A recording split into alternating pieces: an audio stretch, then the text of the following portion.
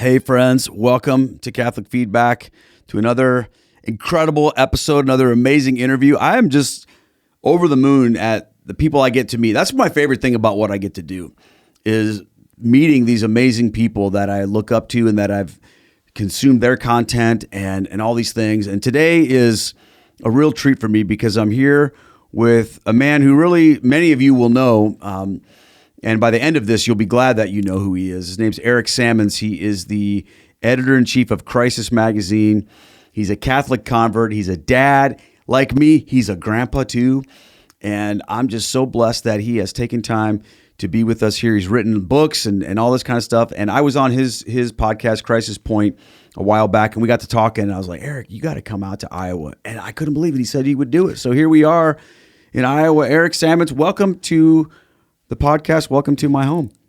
Oh man, this is such a great setup. And like I was telling you before, I don't think I've been to Iowa before, so this is exciting for me to get to a new state. And I mean, you just have a great setup here, and you've been very welcoming. And I'm super pumped about it. Well, I'm really excited to dig into your story. I know a lot of people know you because of your work with Crisis, right, which deals with like current events in the church, right? Yes. But they don't know as much about you, the man, and your journey as a Catholic convert. So we're going to do both. We're going to talk about that, but I want to do this in sort of a linear fashion. So we're talking about your conversion story and then what led you to where you are right now. So tell us, how did it begin for you? How did you grow up? Was faith an important part of your life? So it's interesting. I grew up Methodist, and my family, when we were growing up, to be kind of blunt, the faith wasn't that important to us. We went to church every Sunday, but it's not like we prayed at home other than before meals. And it wasn't like we talked about the faith. We didn't really talk about Christ or anything like that. Now, I want to be clear. Later in life, my parents both became much more they're both passed away now, but they both became much more practicing as Methodists and everything. But growing up, we just didn't talk about Christianity very much. But we were involved in the church a little bit, but I think you know that. Like a lot of times, especially in a Protestant church, you go kind of just because that's who you are, and especially back when I was young in the 1970s and such. But I remember an event. I went to a youth group meeting in like 7th grade, I think it was. Yeah, 7th grade. And we learned the Our Father, called the Lord's Prayer, of course. We learned the Our Father that night. That was what the lesson was about. And I remember something about that night really touched me. I'll just say it. I'll confess it here. I confess it to God, so I don't mind. I was like, there was a convenience store nearby, and I would steal things from it. I wasn't a bad kid. Like, I never got in trouble at school or anything like that. And I would steal things from it. And it really weighed on my conscience. Just as I was naturally like, I didn't want to be a bad person or anything like that. I wasn't like a rebel or anything like that. My brother was, but I wasn't. And so I would, and I felt awful. And I remember that night, my first ever time going to youth group, learn the Lord's Prayer, and just this idea of forgive us our sins, we forgive those sins against us. It hit me like, I am a sinner. This is not good. And I literally stopped at that moment. I mean, it was like I never did it again. And it was the graces I received just from praying. Because I remember at the end when we prayed the Lord's Prayer together, like we were learning about it, and then we prayed together. Like we went very slowly, and the youth pastor was like saying, really contemplate what you're saying. And it really hit me, just something about that night, that God is God and I'm not worthy of Him. And I repented, and like I said, didn't do it again. And that was like the first moment of a real like personal relationship with God. I didn't like receive Jesus, my personal Lord and Savior, anything that night, but it was like, okay, God is real. And so the funny thing is I didn't keep going to youth group even after that. Really? Because my parents didn't really want to take, I needed a ride and everything. I don't even remember why we went that night or something like that. But then in high school, I did start going back because my sister was going. My sister is tied into a number of spots in my faith walk here, and this was one of the first ones. She was going, so I was like, I'll start going. And so I got very involved with the youth group, and that's when I went on a retreat. It was at Taylor University, which is a Christian college in Indiana. We spent the weekend there, and it was funny because I And I had fallen back. I wasn't stealing like that, but I was in the party scene some. This was like sophomore year of high school, drinking, things like that. And I remember going to the youth retreat because a girl I liked was going. And it was literally, that was the reason I went. And then like my roommate was from my youth group, but he was hadn't been going very much either. And I remember the first night, he's like, "Hey, I got some marijuana. Do you want to smoke it with me?" And something in me was just like, that doesn't seem right. Like something about that. I never smoked. I drank and stuff like that, but I never smoked marijuana. I was like, nah, I don't think so. Because I just felt like at this youth thing, maybe I'll do it like when we get back or something like that. But then the weekend really, it touched me. And they did an altar call to Michael W. Smith's Friends was playing. Oh, man. And so and it was a very emotional event for me. I went up front. I, prayed the sinner's prayer. I asked Jesus to become my personal Lord and Savior. And I can say with complete confidence, my life radically changed. Like what happened in 7th grade, that was like a little foretaste. But then after that, quit the party scene completely, stopped drinking, doing anything like that. And really, I still a great sinner. But I knew I was a sinner, and then I was like, okay, I'm going to do everything I can to really follow Christ. And I know that's not, as a Catholic, I look back on that, and I sometimes kind of think about what happened there? Because obviously it wasn't a sacramental moment, but it was a real moment of grace. I'm convinced of that. Nobody could tell me otherwise. And I know it was an emotional moment too. I get that a lot of people, like Protestants in the Protestant world, you have this emotional conversion and sometimes it doesn't really stick, and it's really more of an emotional event. It was emotional, but God gave us emotions. And so he uses them.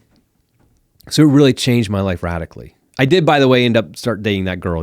I didn't, eventually broke up, and I'm very happy for that because meeting my wife later. But the point is that that was the big moment in my life. I can remember it very clearly. I can remember it like it was yesterday. It was 1987, I guess it was, something like that. And so then it was I really went all in with youth group. At that point, I became the president of the youth group my senior year. I remember a Sunday where they had youth preach, and I preached, and I remember I got together with some friends that graduated from high school, and we're like, okay, what are we gonna? We'll get together in the year 2000. What do we think we'll be doing this 1989? And you had to guess what you thought you'd be doing, and I thought I'd either be a successful businessman or I'd be a Protestant, a pastor of a Methodist church or something like that. And everybody had to guess what everybody else was doing. I will say in 2000. A lot of my friends, they also guessed I'd be a Protestant pastor because I was so into it and everything. So my faith was extremely important to me, graduating from high school. But just to kind of foreshadow the whole Catholic part of it later, I had no real contact with Catholics. I was not anti-Catholic. Both of my parents are from the South, and so they grew up in kind of an anti-Catholic environment. But I will say they didn't really have it themselves. They were never outwardly anti-Catholic. I remember I remember one thing. There was a family down the street. We lived on this small street, and there was a family down the street that had 6 kids. And I remember being that was weird because all the rest of us had 2 kids, 3 kids, all other families I knew. But they had 6 kids. And I was I asked my mom one time, why do they have so many kids? Well, they're Catholic. I didn't know what that meant. I was okay. I felt kind of dumb. Okay, I should know what she means by that. Now, of course, I do. But yeah, so that was I knew Catholics would go to church on Saturday evenings. I thought that was weird.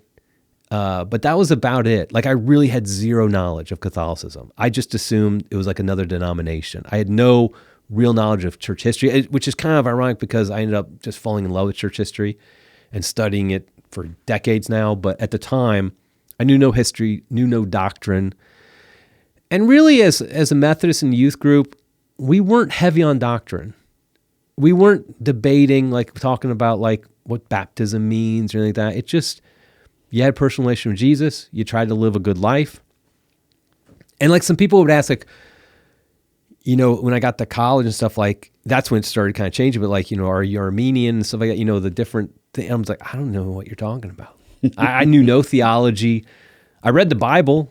I read the Bible religiously. I remember reading the whole Bible early in life, and I love reading the Bible, but I did not, because I remember still, my freshman year of college, I had a Catholic roommate, and I found out he didn't believe in assurance of salvation. And I was shocked by that. I just assumed all Christians did. I assumed all Christians believed what I believed. Yeah. Because everybody in my church seemed to believe it. We didn't debate that stuff. And you didn't really know that there were different, like, denominations were probably more about, oh, well, they like this kind of music. That's right. They have, they're German, right. or whatever. But you don't have that perception that there are divergent theologies when you're just growing up in youth group Christianity. Right. Yeah, I couldn't have told you the difference between Presbyterians and Methodists or Baptists, and I just kind of lumped Catholics along with it. I kind of had this sense something was a little different with those guys, but it was all, just one big Christian thing. I mean, you're a kid, you're high school. I'm not thinking about that stuff. I'm just trying to live a good life and trying to be a good person and, read my Bible, and that's it. And so that's how I graduated, and I went off to college, and that's when things really changed. Is when I went off to college. I went to my dad was a public school superintendent, so I always went to public schools growing up. I went to public high school and in a public college in Ohio, and that's when I joined Campus Crusade for Christ. Okay, which I think they're just called Crusade. Crew. No, they got rid of the Crusade. Right, they got rid of Crusade. Offensive. That's right. I knew it was something like, I don't know what. Just Crew. Crew, that's right. That's what it was. Yeah, because actually my niece was in it. And I found that out. I'm like, oh, really? I didn't know. I didn't keep up. But so I joined Campus Crusade for Christ. And in college, did you go to college? Yeah. Okay. So in college, a lot of your time, the best time is you're just shooting the shoot with your friends in the dorm room till 2:00 in the morning or whatever. And so I joined Campus Crusade for Christ. And so I met a lot of other faithful Christians, and we'd start talking. That's when I started finding out, like, man, not everybody believes what I believe, but we're all Christian. And I still remember, this is a Protestant still. There was this one guy who I knew for a while. He was one of the top people in Crusade, and and he really was into his faith, and I admired him. I found he was never baptized. And I wasn't, of course, like baptism like I am now, but I was still kind of like, well, the Bible kind of says you get baptized. I couldn't even explain the theology behind it, but like you just do it. And he was like, no, I don't think it's necessary for salvation. I don't think it's necessary. I think that's, so I'm just not baptized. And I remember just having this feeling of like something's wrong with that, but I had no way of explaining to him or to myself what was wrong with that. I just knew something was wrong with it. But that kind of shows how clueless I was about like the theology and stuff, but also how different everybody was. Like literally, here's a guy who's not baptized. And I remember thinking like, that seems to be wrong. And also like, baptism isn't just something like, oh, we like different worship music. We just kind of hang out in or how we worship, or even kind of side issues. Baptism seems to me like that's pretty important. And so that was like a first signs to me of like, okay, there's some issues here I got to work out. And so I did start looking into it more. When you were at college, did you go to a Methodist church too? Because that's where did you find something different? That was the interesting thing. When I went to the college, I was kind of trying to find one because I now if I remember correctly, there was no Methodist. It was a small college town. There's no Methodist church there, but there was like a Presbyterian. I ended up going to the church that Campus Crusade met in, which was an evangelical church, just like a non-denominational evangelical church. And I remember one of the things about it was, I don't know if you ever heard of Edwin Yamauchi. I think that's how you pronounce the last name. He was a professor at our college, and he's one of the top biblical scholars, like biblical archaeology scholars in the world. And he was a professor at our college. This is a public university, but that's where he was. And that was his church. And I was like, well, if he goes there, it was kind of weird because, your non-denominational evangelical does not have an intellectual reputation. And this guy's literally one of the smartest men on the planet. In my mind, he was. So I just started going there. And I liked it. It was fine. It was a little kind of a walk on campus. Sunday mornings I'd have to walk there. But I didn't always go to church on Sundays, even though it's because like I didn't have to. I didn't if I college student. I mean, I was very much a believer. But to me, that doesn't translate. I know a Catholic who grows up Catholic might not get this as much, but like going to church on Sunday wasn't absolutely necessary. I completely get it, because that was, how I was brought up too. Church was nice. It was good. You should, but there was no sense of obligation, Right. or really even, it was more about if it served you, you could do it, Right. but you could take it or leave it ultimately, because if you had the Bible and your Bible study, sometimes you were even told, hey, this is church. We're having church Right. in our dorm room. Right. Yeah, and I'd always read the Bible and do things of that nature, and like the Bible studies, things like that. But I mostly went to church. But that's kind of where I was. But then the big thing that set me off on a whole different trajectory was at the end of my freshman year, my sister, she comes back, and I went to this college because my sister went there. She's 2 years older than me, and she started dating the president of the pro-life group, who was Catholic. And so she started going to the pro-life group. We were both pro-life, but it was kind of like whatever. Kind of like we're conservative, and so pro-life's just one of those things. You're pro-life, you're against taxes. It's all the same. So she started going, and she's like, hey, Eric, you should come to the pro-life group meeting. I was like, okay. This is like end of my freshman year. I was like, okay, I'll go. And then I was like, okay, this maybe pro-life, maybe this abortion thing is a little bit more than I've kind of thought about it. And so beginning my sophomore year, I started attending the pro-life group a lot. And the pro-life group was dominated by Catholics. I was one of the few Protestants, but I got really, I went whole hog pro-life. And I was very much, and we turned into a very much an act. This was in the early 90s. This is the era of Operation Rescue. Mm-hmm. And so we became very much an activist group. We didn't do very much politics. We were very much go to the clinics, pray, say what council. We did rescues, got arrested, all of that. And that really, the pro-life movement is one of the best. I'm not a huge fan of ecumenism in general, but boy, pro-life movement is a great ecumenical movement because it's, we're in it together. We're in the trenches together. I remember one time, in jail, we had a Protestant pastor, a guy who just converted to Eastern Orthodoxy, and this is skipping ahead a little bit, but this is when I was a catechumen. I wasn't Catholic yet. I wasn't, confirmation, First Holy Communion yet. And we're debating in the jail cell about the differences between the three. And so, it's very ecumenical. But I still got very involved in pro-life group. But that really caused a big problem. Because the Methodist Church is not pro-life. And they might have changed a little bit, I don't know. But I know in the 90s, they were officially pro-abortion. They thought it was okay. And I just came to this conviction, a Church of Jesus Christ cannot be pro-abortion. It just is incompatible. There's no way it can happen. And so I realized I got to leave the Methodist Church. I can't be a Methodist anymore. I know I was going to evangelical, non-denominational, but whenever I went home, still went to Methodist, I still can call myself a Methodist. You know how loose that can be. Like as far as you can go to a non-Methodist church, so I'm Methodist, I was like, nope, I can't be Methodist. So then it was like, okay, I need to look. I need to look around and say, okay, what denomination? And by this point I knew Catholics were different enough. That wasn't on your radar. Oh, no, not at all. And I was just searching, and other denominations were pro-abortion at this point, but then some, like the Southern Baptists, were very strong, very good. Evangelical Free, I remember I was looking at that. Mm-hmm. That was very solid on pro-life. And it wasn't like I was only like, okay, I'll pick the most pro-life denomination, but that was a minimum. It had to be a solid pro-life. They'd be solidly pro-life for me to consider them, because I just was like, it's not Christian if it's not.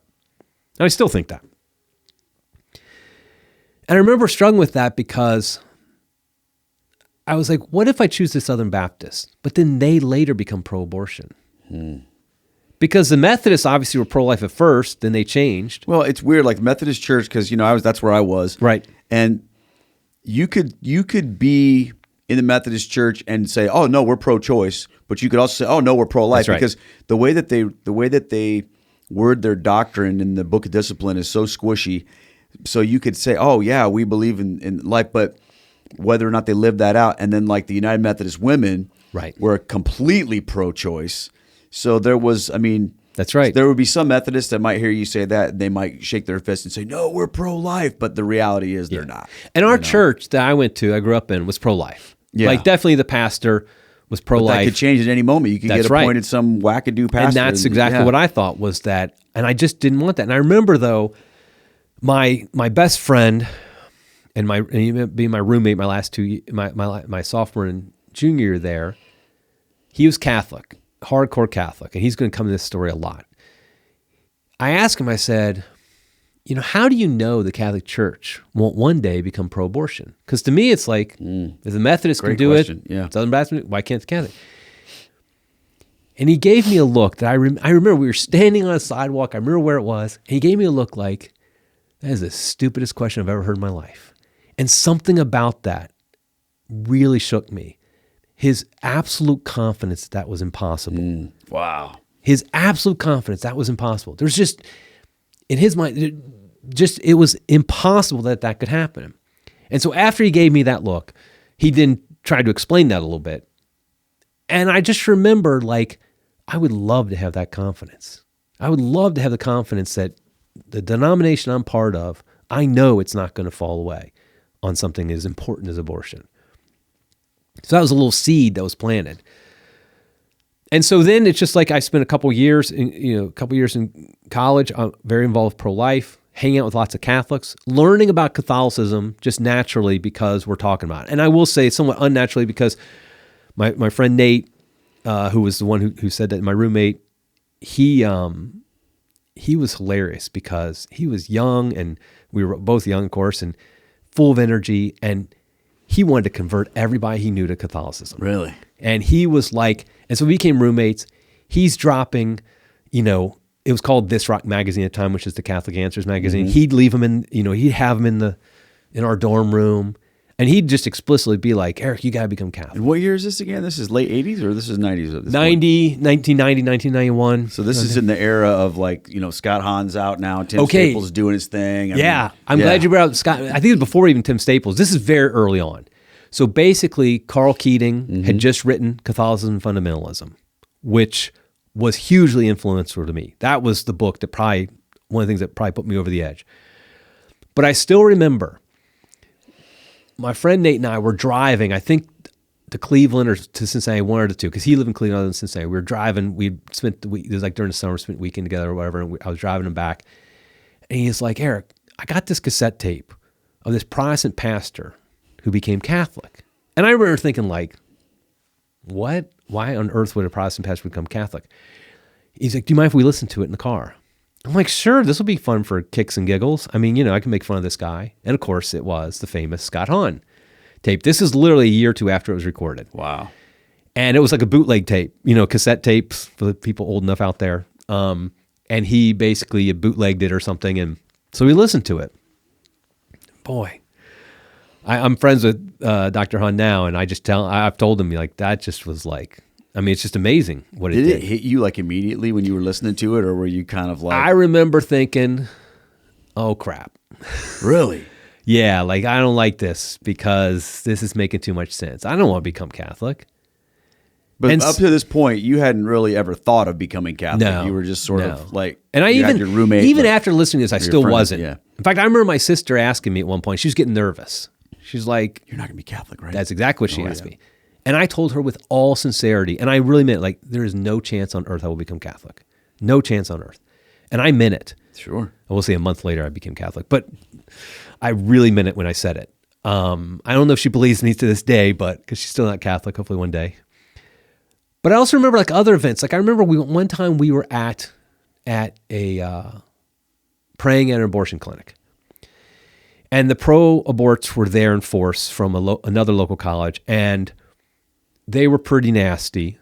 Things were pretty, they get like that a little bit now, but early 90s, they got pretty nasty because, we were blocking abortion clinic doors. We weren't this day. We were just praying outside, praying outside. So it was a Friday afternoon. The police were there because they knew it got pretty nasty. Then the clinic closed at 6 on Friday evening, and the police left. We decided we're going to pray for a little bit longer. Well, the pro-abort stayed too. And I'm 100% convinced that at least some of them were possessed, demonically possessed. I know that looking in their eyes. I know that. I'm morally certain of that. And I'm not one to say that like demon possession all the time, but I knew that they were possessed. So we're praying, and they start circling us, and they start chanting things that I cannot repeat here. Wow. Very blasphemous stuff about our Lord, about Our Lady. And they start chanting like, bring in the lions, kill the Christians. It's really getting, I was not Catholic. And I remember the Catholics there, they seemed to know what to do instinctively. They were praying their rosaries. I didn't know what to do. I was like, I'm not equipped to battle this. I just knew it. And I remember at one point, I see this girl who's in our pro-life group, and she's kneeling, and she's praying a rosary. And there's this disgusting pro-abort guy, like over her, like screaming at her. Just awful stuff. And she's completely at peace, praying her rosary, completely oblivious. And I was like, I can't do that. I could not do what she's doing. I don't have that. Whatever it is she's got. Spoiler alert, that woman's now my wife. Whoa. So we were not dating at the time or anything like that. She wouldn't date me. I wasn't Catholic. But I just remember thinking, this rosary thing, that's got some power, because somehow I didn't know. I was like, almost like, what do I do as a Protestant against that? I didn't have anything. And they did. The Catholics, I think I might have been there might have been one other Protestant with us. I can't remember now. But I remember the Catholics were equipped. That's a word I thought of, like, they're equipped for this. I was not equipped for it. And so I realized, like, we're in a real spiritual battle here. Like, you grow up in a Methodist church in the suburbs, you don't think about the devil too much. He gets mentioned maybe once or twice a year, and it's not a spiritual battle. It's more of you just kind of, this is how you live and to be respectable. You said it perfectly. I mean, I used to be a youth pastor in Methodist church, and that was something I used to fight against, because the expectation was always just teach our kids like the Bible stories and teach them to behave. So they were well-behaved, functional, quote unquote Christians, but nobody really cared about their spiritual formation beyond anything very, rudimentary, basic theology. So when you get out of that, and it's like you're in the real world with people who you're out of that little bubble, right? It's like jarring. Yeah. And you can easily go, I'm not prepared for this. I don't understand what's going on. Yeah. And that's exactly where I was. I did grow up in a bubble. And all of a sudden, when I see the devil, like, to his face, I was like, oh, I ain't winning this battle. I got no weapons. And so all these things are happening. Like, I'm telling these stories a little bit non-linearly, but basically over a couple year period, this is happening. And I tell my sister, no chance I'm becoming Catholic. And that was after this had happened. But, you're denying it. Mm-hmm. I really did believe I wasn't going to become Catholic. And then we go, my group of friends was basically all Catholics and me, because it was like the pro-lifers, we hung out all the time. We heard there's going to be a speaker. It was a Protestant speaker who had gone to Medjugorje. And this was really big back then. I don't really want to talk about Medjugorje, the debates about that even to this day. But the point is like, I thought that'd be interesting. I want to hear what a Protestant had to say about Medjugorje, because I knew what Medjugorje was from my friends, my Catholic friends. So me and some of my Catholic friends, we went down. And do you remember his name?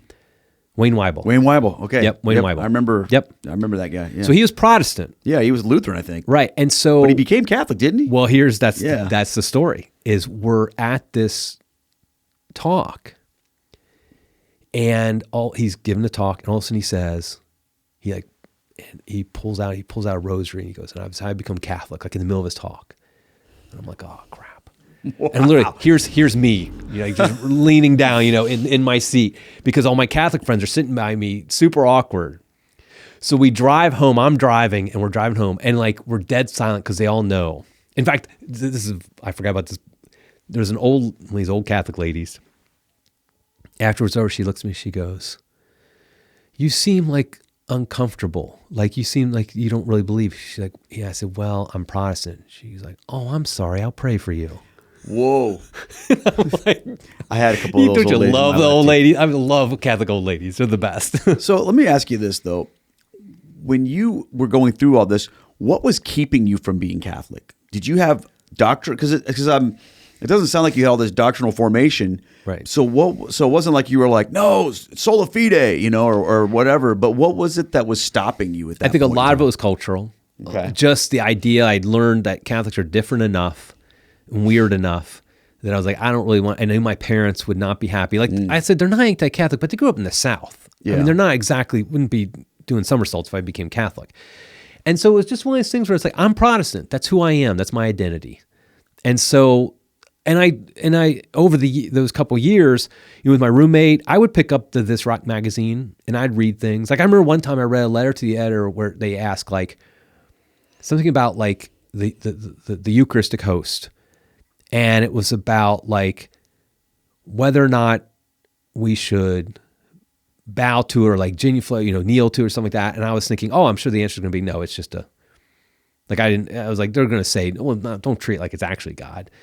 And then of course the answer was to double down and say, no, absolutely. You treat it like it's God because it is God. And I remember thinking like, whoa, that is just crazy. And so like my doctrinal, it wasn't a big doctrinal thing for me. I mean, I definitely argued with my roommate, my friend Nate, over doctrine. But I think a lot of that was just more like me I got to defend the Protestant flag. That's who I am. And so after that night, though, I remember I dropped everybody off and I was driving home. My junior year of college. Yeah, junior year of college. And I remember it hit me. Why don't I become Catholic? That was literally the first moment it became a personal thing. All those things that had happened before, it was like this, almost like a thesis I was writing for a paper for college or something. But then all of a sudden it's like, why don't I become Catholic? And so the next day it was a Sunday evening. No, Sunday morning. That's right, because my roommate went to Mass. I didn't go to church for whatever reason.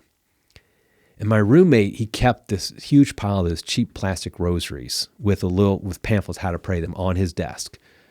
And he'd point them out to me and stuff like that. So I was like, okay, I'm going to pray a rosary, which, was just crazy. So I literally grabbed one and I here it is. Wow. You still have the same one. Yes, this is the one. So I pick up this, I like blue, my favorite color. So I didn't realize it was Our Lady's color when I picked it, but Our Lady was the one directing me.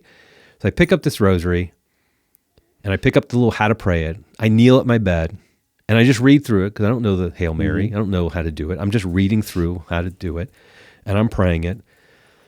And so then that evening, I tell my roommate, Nate, I said, I prayed a rosary today.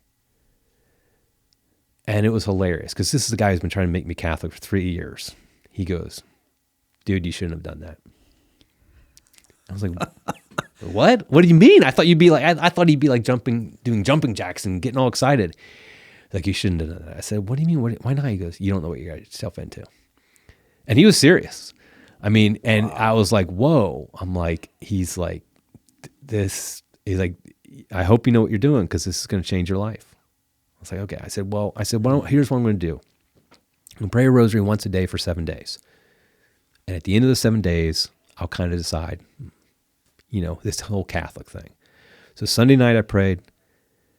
Monday night I prayed it. Tuesday night, the third night, February 25th, 1992, I prayed it. And at the end, I was like, I'm becoming Catholic. So I was like, I told my friend, I said, Nate, in 3 years, you couldn't get me to become Catholic, but in 3 days, Our Lady could. Because it just took me, I didn't make it the 7 days. I just knew. I was like, I could become Catholic.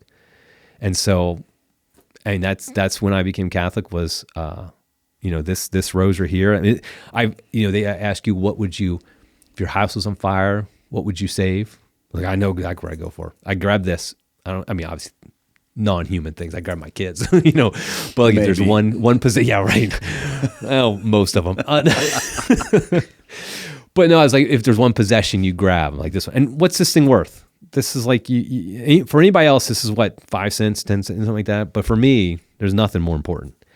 And so, and that was a week before Lent started that year. And so And I couldn't come to the church that Easter. So I had to start I'd start in the fall. And so then I kept praying the rosary. And then that Lent was funny, full of vim and vigor. I decided, I was like, oh, you give things up for Lent. What am I going to give up for Lent? I'll give up food. All of it. Oh, basically. I'll have a piece of bread, every day. And then that's it. And water, and that's it. And by Sunday, when I was the worst human being on earth, I realized, okay, maybe I shouldn't be doing this. And that was a good lesson for me in Lenten penances as well, very early on. But I was excited. And so then I went through the process. The RCIA process was nothing to write home about. It was a liberal nun, and the local parish wasn't that great or anything. I'm very appreciative of the priest. He was a very nice man to me. I saw him for the first time in over 25 years last year at an event. And it was just, I told him, I said, thank you. He's the man, he's the priest who confirmed me and brought me, and so I was very thankful. But it was a kind of a typical, nothing to write home about. But I was just, in fact, my sponsor was my friend Nate, and he's like, do I have to come to class with you? It just drives me crazy because it's just so bad. But I had to go. I was like, nah, you don't have to worry about it. So anyway, so I became Catholic in Easter of 1993. And is the grace. I tell my wife, I say marrying you is only the second best decision I ever made. Sorry, you'll never make it to first place. And she's like, I don't want to be first place because I know what first place is, and that was becoming Catholic. So yeah, so that's and that was right before I graduated. And then right after college, I joined a pro-life group, and we went out to World Youth Day in Denver with JP2. And that was great because that really, it hit home the universal nature of the church. As a Protestant, you just don't have that universal feeling. I mean, the Methodists are big in the Midwest, but you go not even outside the country, but California, they're just not that big. This was all of a sudden I go to Denver, and I'm literally at one point I'm walking next to who I know is a bishop, basically he's dressed, and he's not from America, and I'm just like, this is so cool. I'm like, hey, can you pray for me? I just became Catholic. I'm just all excited. He's like, oh, sure. He gives me a blessing. I don't even know what to do. I'm just but yeah, so it was wonderful to be, to go to World Youth Day. JP2, I mean, and JP2, it's not like he's the one, he helped me convert, but he was part of the equation. He's this moral authority speaking to the whole world against the culture of death. And the importance, Evangelization Vitae, I think, came out the next year. So he's very much I'm like, okay, being pro-life is important. That Catholic Church, look who they got in charge. They got JP2, John Paul II, who's thundering to the whole world the importance of life and against the culture of death. He's he's literally the number one spokesman in the world for the pro-life cause, just naturally by being Pope. And so I love him. I just this is great. Having him as the Pope and seeing him and just seeing the Pope in person less than 6 months after I became Catholic was just this is great. I mean, I was, hundreds of yards away from him, but with hundreds of thousands of people with me, but it was still awesome. And it was great. How did it go with your parents when you told them? Not well. And I didn't handle it well. I didn't tell them at first. And so I spent a whole summer at home, that summer after my junior year, without telling them. Were you going to mass though, or? I'm not proud of all this. I'm going to the other church. Well, what I did was I went to church with my parents on Sunday morning, and there was a 5:00 evening mass, and a couple of my friends went to that who lived in town, and we went to that. And I honestly, this is not something I'm proud of. I told my parents I'm going to a Bible study. Well, it's technically true. That's what I said. That's what I said. But I spent the whole summer in my room reading mostly Fundamentals of Catholic Dogma by Ludwig Ott, which I don't know if you're familiar with that book, but is a compilation of I just hear James White quote it, in his debates. Yeah, it's awesome. It's written in maybe the 50s. It's basically a compilation of all Catholic doctrine. I'm going to learn all Catholic doctrine, and it's actually very good because it gives you levels of authority. Each not every teaching is dogma that has to be believed. Some are pious opinions and stuff like that. So I spent the whole summer reading the Bible, reading that, and I was starting to learn the Liturgy of the Hours. And my parents didn't know anything about this. They What's did. that like for you? Like to come out of that moralistic, squishy formation into studying doctrine and all of this stuff and liturgy. Like, what was that like for you? Did you just soar in that? Oh, I found what I loved. I just loved it. And I ended up, soon afterwards getting a master's degree in theology because I just loved it. I didn't know how much I loved it until I really started, because I just reading that, the fundamentals of the Catholic dogma, just like, it just was, I'm a mathematical guy. Like math is a thing. I'm a computer programmer, was in a previous life. And that's what my degree was in college. And so I very much loved seeing how everything fit. Like I love how math fits. I honestly believe math is like God's language, one of his languages, but other than Latin, I guess. And I remember seeing how much Catholic doctrine all fits together perfectly. Like this belief and that belief and this, and it's just like it all. And like that summer I just spent there, it was actually a wonderful thing for a new convert. I wasn't even I was a catechumen still, so I wasn't even in the church, fully yet. But just spend a summer. There's no internet. I mean, there was a little bit, but not nothing like we have now. And I just spent the summer reading Catholic doctrine and learning it with no debates, no nothing, just, and it just was wonderful. But I was hiding it from my parents. And so finally went back to school, and where I went to college was only like half hour, 45 minutes away from where I grew up. And so my mom came up to have lunch with me, and I was like, okay, I'm going to do it. I had some of my Catholic friends pray for me. I'm going to tell her. So I told her. But here's the thing, like I said, I didn't handle this well. I also tell her at the same time that after I graduate from college with a degree in systems analysis, I'm not going to get a computer job, and so I'm going to travel around the country doing pro-life stuff and probably getting arrested. So needless to say, she just kind of listened, didn't say much. I get a call that evening from my dad. The first time he called me in college. My parents are not helicopter parents. I mean, there was no such thing back then. Like literally, he had never come up to college to visit me or anything like that. And which is fine. I'd go down and see them. He never called me once. He called me, I'm gonna come up for lunch, have lunch with you tomorrow. Like, okay. And so there it is. Yeah. And my parents are great. I mean, God rest their souls. Please pray for their souls. They're wonderful parents. And so as a parent now, I totally see the way this would have appeared to them. And in fact, my dad said, I still remember we went to Arby's. My dad was like, when I was college, I almost joined a cult too. Wow. Are you kidding me? Yeah. And honestly, I understand why it looked like a cult to him. Yeah. I do. Yeah. The way I had presented, the way I had gone full all in. And he's like, that whole summer, I was spending my whole summer in my room with the door closed all day. When I was working a job, but whenever I was home, that comes from, if I'm a parent, that starts to concern me. Like something's wrong with that. Why isn't he going out with friends? Why doesn't he hang out with us, watching TV with us, whatever. So I get that as a parent now. At the time, I was very offended by that. I'm like, the Catholic Church, how can you call the Catholic Church a cult? It's literally the largest religion on earth. It can't be a cult. But, to him, I was joining a cult. And so it was very awkward. My parents aren't the like yell at you type people or anything like that, but it was very awkward. And I did invite them to come to Easter Vigil, but and my sister, and they didn't come, and I don't blame them. And so, and that remained awkward until they had Catholic grandchildren.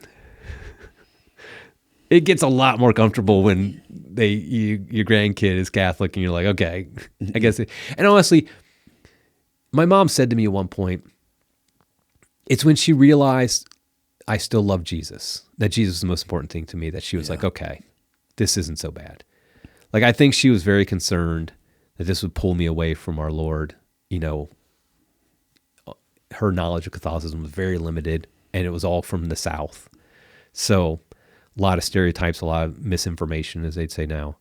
So in the end, it all became fine. Very awkward because they really liked the girl I had been dating and broke up with, and now I'm dating this Catholic girl.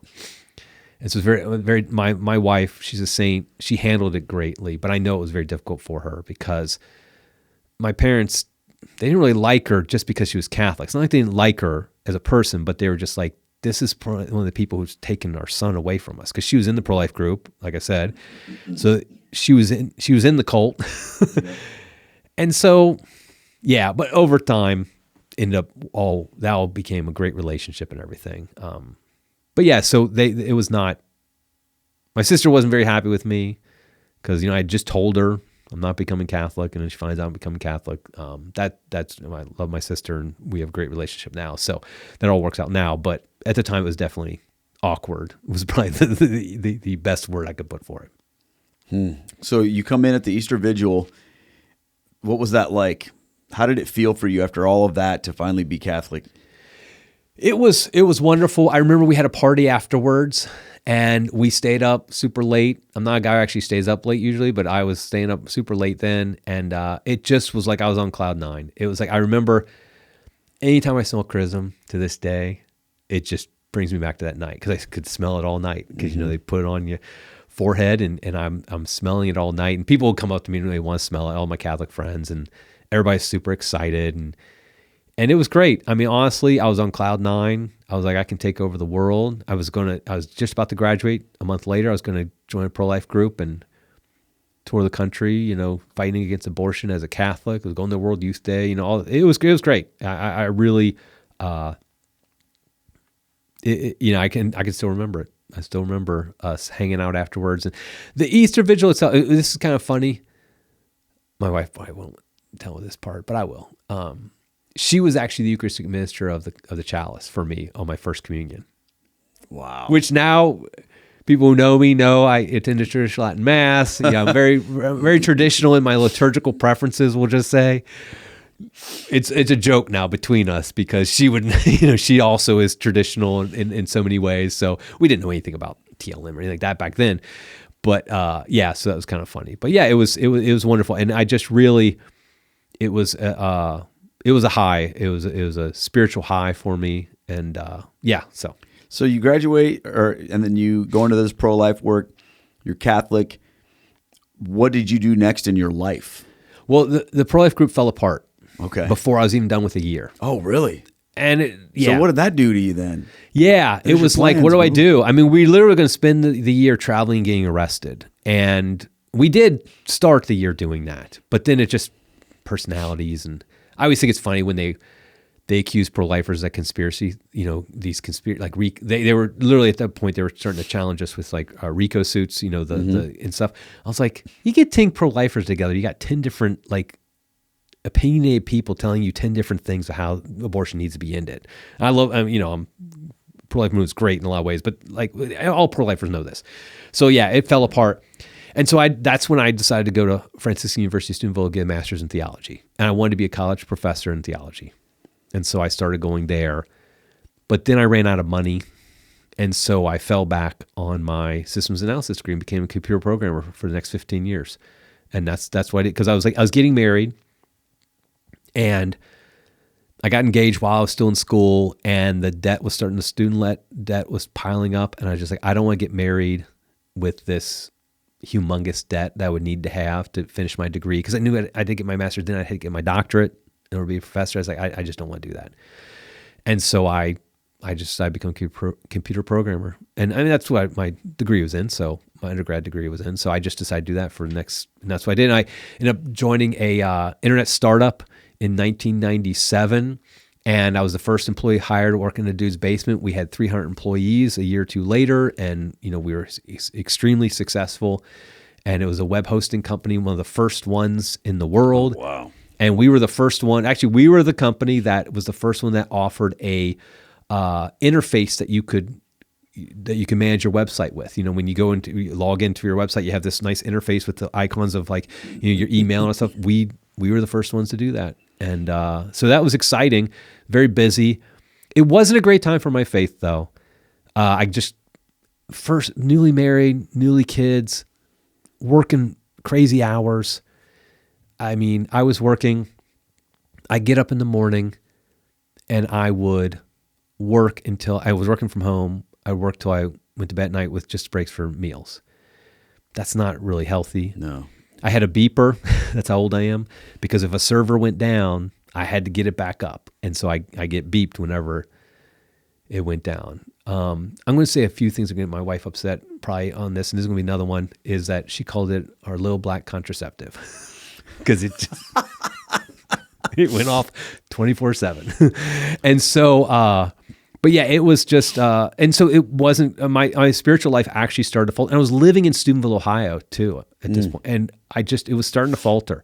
I was not praying the rosary. I mean, here's a guy who literally became Catholic because of the rosary, and I stopped praying the rosary. Like, how idiotic am I? I stopped praying the rosary. I'm still going to mass. I'm still going to confession, semi-regularly. I don't, if I felt like I was in mortal sin, I would go to confession. Not like I was away, but I just, very lethargic practice of the faith.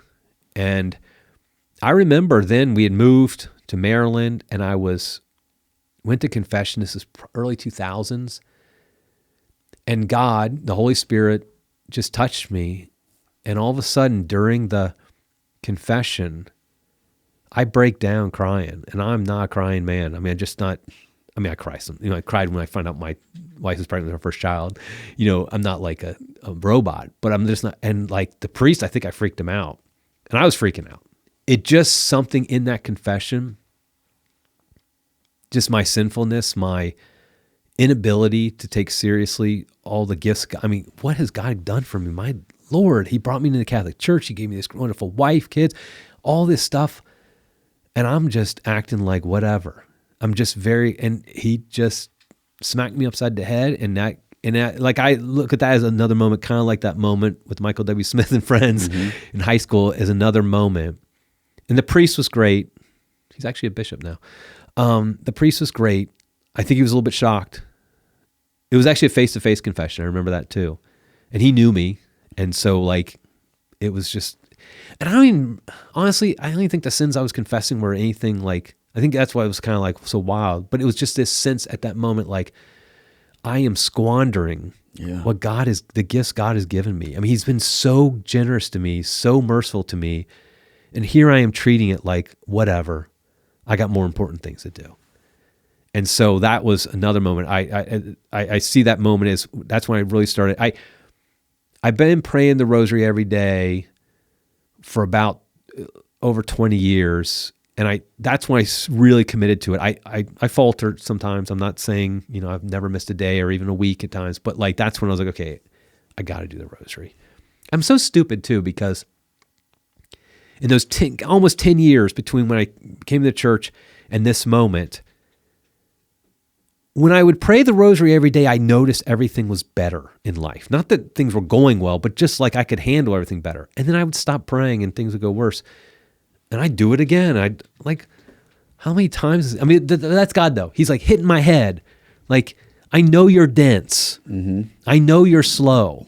And I'm not giving up. And Our Lady, of course, the Immaculata, she just continued to be there every time I'd pick it back up. She's like, okay, we'll start over from scratch. It's okay. And so that was the moment though, when I was like, okay, this is a big deal. This is like, I gotta do it. And of course I've fallen, and not saying I'm perfect or anything like that, but like that, after that is when I consistently started praying every day, praying the rosary every day. And that was all because that moment of confession. That's what's so beautiful. It's just a second. Yeah. I've gone to so many confessions where it's like nothing. There's no emotions. You just say the words, you do the penance, you get out. And we know from faith and from we know that the graces happen. And we won't need that's the beautiful thing about God. We don't have to be emotional to receive those sacramental graces of confession. But that one, it was just a random confession at my parish on some like Saturday morning or something. It wasn't like anything. I don't even know why. I mean, obviously divine providence, but so yeah, that was a big thing. And then, but I kept on working as computer programmer for a number of years. And then I don't think I mentioned when I was at Franciscan Mastery, I didn't actually finish the degree because I couldn't afford it. I decided I'm going to do distance ed and finish the degree. I contacted the university. I said, can I do this without having to come back? Because I wasn't living in Steubenville anymore. It's like, yeah, you've completed your on-campus requirements. This is before everything was online and stuff. They literally sent me CDs to play on, to play. Wow. And so it was like 15, almost 20 years ago. So I decided to finish my degree, and I did. And it took me. So I started at Franciscan in 1994, finished in 2011. Took me 17 years. That's how slow I am. Nice. And so then I was like, and everybody asked me, why are you getting this degree? What are you going to do with it? I was like, I don't know. I don't like it hanging out there. I like learning. I mean, the time between from 94 and 95, I was at school, and then I started back up in 2007. Those 12 years where I wasn't in school at all, I was reading a lot of theology, studying a lot of church history. I was doing it on my own. The great thing was having that 2 years at Franciscan to start off gave me the basis to know what to study. Mm-hmm.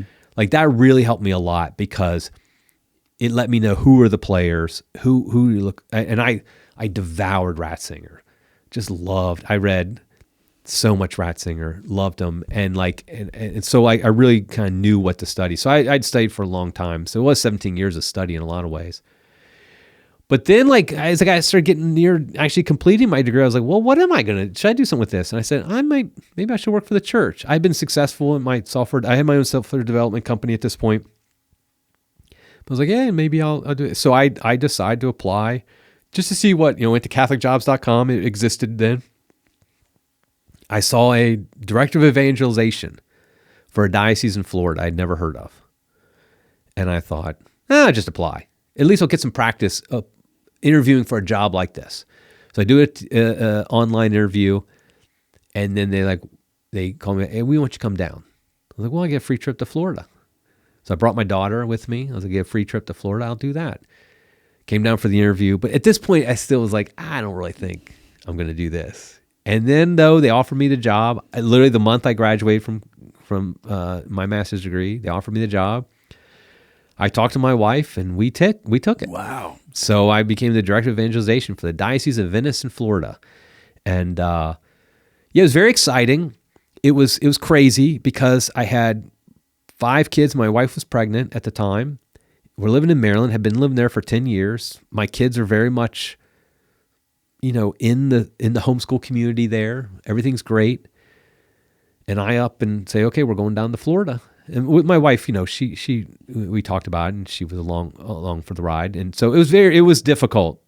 I look back on it like, I believe God has been with me through each step, but I also think I didn't think that the consequences to my kids as much as I probably should have. My oldest tough to know how that's going to go. That's right. My oldest is 14, taken away from her friends, stuff like that. And they're all great. They're all adults, and they're great. And now it's not like they were scarred for life or anything like that. But anyway, then I became director of evangelization because evangelization had been my passion. Because I was actually the head of evangelization for my parish, just a volunteer thing for years before this. Because I was an evangelical. You don't get that out of you. That doesn't when you get you get your confirmation, it doesn't all of a sudden your evangelical zeal doesn't leave you. And it frustrated me to no end how non-evangelical Catholics were. They didn't seem to care about sharing their faith. Drove me crazy. And so I could be director of evangelization. This is kind of a new thing too. I was the first director of evangelization for this diocese. A lot of dioceses were starting to set up things like this. And so my task was kind of training evangelists for the diocese, evangelizing myself, giving conferences, talks, things like that. And a lot of things about that job were great. I did that for 5 years. But working for the church, I had gotten warnings from people before I joined. I was just going to ask you because, I worked in the church world for years, and there were people like you that come from the business world that they come into the church world and they think, oh, this is going to be great. Yeah. People are going to be nice and Christian and all that. And then they have this moment of horror when they realize that, whoa, this isn't how it goes. Did you have that? It was not too bad because I had been warned. I had some friends who had worked for dioceses and parishes before, and I had some people who in fact tried to talk me out of it. But in the end I did it. And so I did come my eyes wide open, but it was exactly like you said. It's a hodgepodge of people who work for a diocese, and some are great. Some, You even question if they're even practicing Catholic. And it's like, it just depends. I will say that was a big eye opener for me, because what was interesting, at the same time, we moved down to Florida. We want to find a parish. We had just been going to the local diocesan parish, which was a good, solid parish in Maryland where we lived. But it was a more conservative leaning, I'd been to a traditional Latin Mass twice before this, but no interest or anything like that. When we get down there, this is Boomer Central. And we looked at all the parishes around us. We're like, none of these are ones that we want to raise our kids in. They just were like, just the stereotype you have, that's what they all were. But about 25 minutes away was a Fraternity of St. Peter parish, which is the tradition, so exclusively the traditional rites of the church, traditional Latin Mass. And I knew enough about it, and I'm a big Pope Benedict Ratzinger fan, and he seemed to like them. He did the Summorum Pontificum and all that, and barely knew what that was when it came out. I was like, didn't really pay, but I was like, okay, he likes them. They can't be too bad. But I went there, and I was like, okay, I'm not a traditional Latin Mass guy. My wife's not really either, but these guys are serious about their faith. We don't have to worry about heresies. We don't have to worry about like just 70s ditties as music or anything like that. And there was a number of homeschooling families went there, and we were homeschooling. So we're like, okay, our kids can find some friends. So that's when we started going the traditional Latin Mass, when I started working for the diocese. It was at the same time, because if we moved down, there's a couple months in, we decided, okay, this is where we're going. It's where she was pregnant. That's where the baby was baptized there. We ended up having one more child baptized there as well. And so there's this whole thing of like, this weird case of me working for a diocese as director of evangelization, working directly for the bishop, closely with them, and also starting to attend the traditional Latin Mass and starting to learn about traditional Catholicism. It was like a weird thing for me. Did they ever push back on you? Or they like at the diocese? Were they ever like, "What are you doing?" I was told to keep it quiet. There was a number of people who worked at the diocese who actually went to this TLM parish, the fraternity parish. But we were all told in so many words, "Don't push it." Because and I understood actually why I said that, because I have to work with all the priests in the diocese. I have to go to their parishes, give talks. I have to ask them about programs. I didn't even think about that. And if they think that you're one of those crazy, traditionalists, they're going to be like, oh. They want nothing to do with me. Because this is a typical diocese, and most of the priests are just your average Novus Ordo, but not even like, I mean, all the young priests were great. They all, I got along great with them, but the older ones, they probably hated it. They were like, oh. And so I basically tried to keep it quiet. Yeah. And so, but honestly, my 5 years there, I feel like I did some good, but I felt like it was like trying to run with 100-pound weights on my ankles is what it felt like. Because I knew I could do more, but I wasn't allowed to do more. It's not like the bishop said, you can't do this or I can't do that. I had a very good relationship with him. It was more a matter of, that just isn't going to fly. And I couldn't say everything I wanted to say because it would be a little too far, too you have to understand, the age cohort of most of the people I talked to were older, and they had a very visceral reaction to anything pre-Vatican II. It was like, literally, if I said something that even suggested some pre-Vatican II practice, and I was not, by the way, I was going to traditional Latin Mass. I was not some rad trad or anything like that. Daily Mass was at the diocese with the Novus Ordo. I didn't really agree with a lot of the more traditional stuff at this point. And so I just mentioned some and inevitably somebody would come up to me, an older person, and they would just give their scripted answer of how terrible things were before Vatican II. It was, I say scripted purposely, because it was kind of weird how much they all sound the same. Like all the nuns were mean and all the things they would say, how awful it was. Like basically you would think there wasn't one spirit-filled person in the church before 1962. Do you think it was like that narrative, was it about the authority or was it about cultural things or was it about theology? I think they were all brainwashed in the 70s to think this is what it was like. That the church was supposed to, so in their minds, like Vatican II is going to save the church from all this stuff. We're going to come into the new world. We're going to modernize the church because what was before was archaic and patriarchal and mean and whatever. That's right. And it was all just a matter of like fortress mentality and just this big bad church where it wasn't really following the Spirit.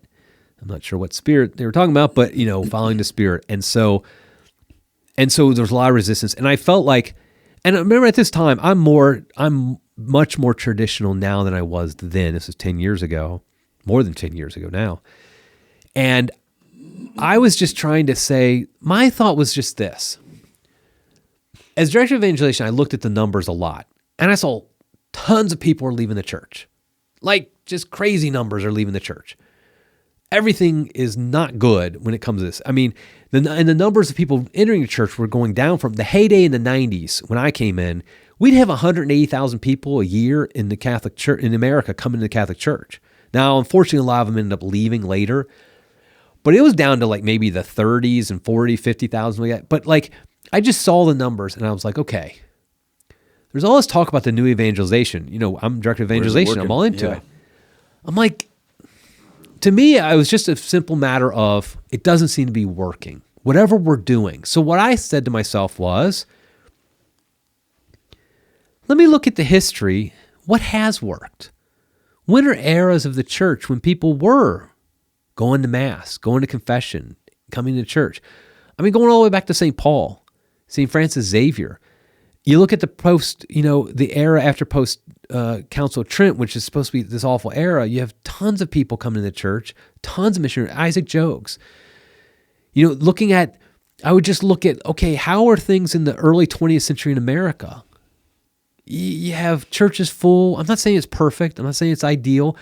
But the fact is, it looks better than what's going on now. So to me, it was just a matter of, because I was getting introduced to some of this pre-Vatican II stuff by going to traditional church, but I wasn't even looking at like the traditionalists are right or they're wrong. I was just like, well, the methods they used seemed to work back then. Why don't we try those? Why this new evangelization? I ended up writing a book for Catholic Answers called The Old Evangelization. And it was kind of like, why don't we just look at how we've done it in the past and be more open to things? Because what would happen is, here's an example.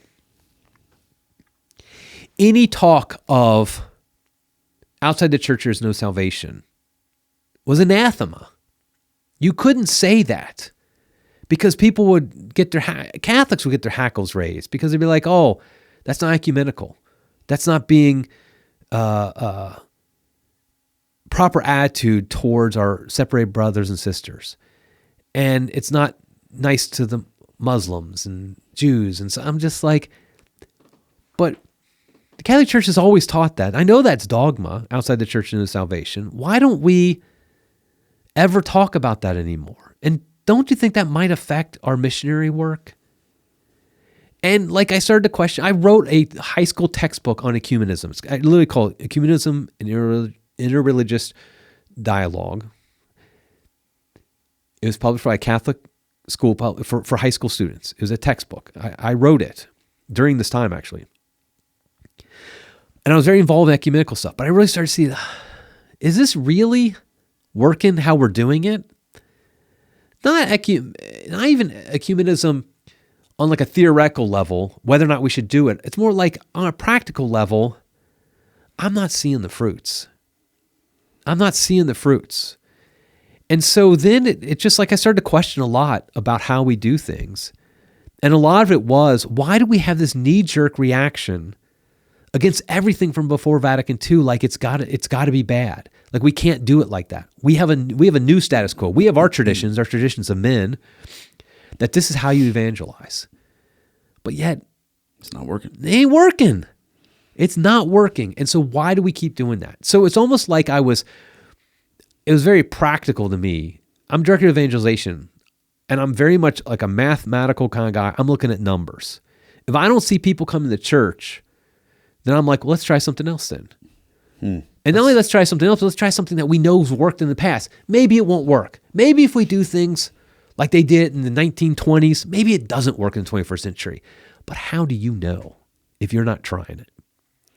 And so eventually I realized I had to leave my job at the diocese, not because of like ill will towards people, not because the bishop was bad to me. He was very generous to me, very gracious to me. He let me do what I could do within the limits that were kind of understood. Yeah. And we'd have conferences. We'd have Scott Hahn come down to give talks and things like that. And I think those things did good.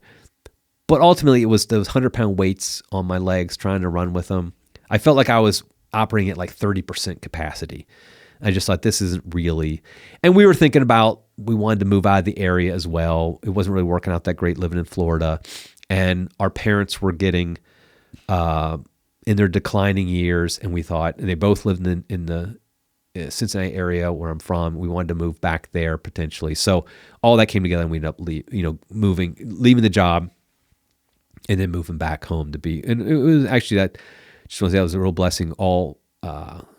My father-in-law had already passed away. My wife was able to be with her mom when she passed away, as I would be with my mom and dad when they passed away. So, and take care for them at the end of their life, which was such a blessing. So, ended up working out for good, and we very much love where we are now. But yeah, so that was the big frustration of working for a diocese. It wasn't for me like that, there's a bad bishop or anything like that. It was just, I was restricted. I couldn't really do what I felt would be most effective for bringing souls to Jesus Christ. And that drove me crazy, because I felt like I knew there were ways that we could do things that could be potentially effective, because people like St. Francis Xavier did them or Isaac Jogues did them. And because I couldn't do them, I couldn't say certain things. I had to be, I just was like, this isn't worth it. Let me ask you about a couple of those things.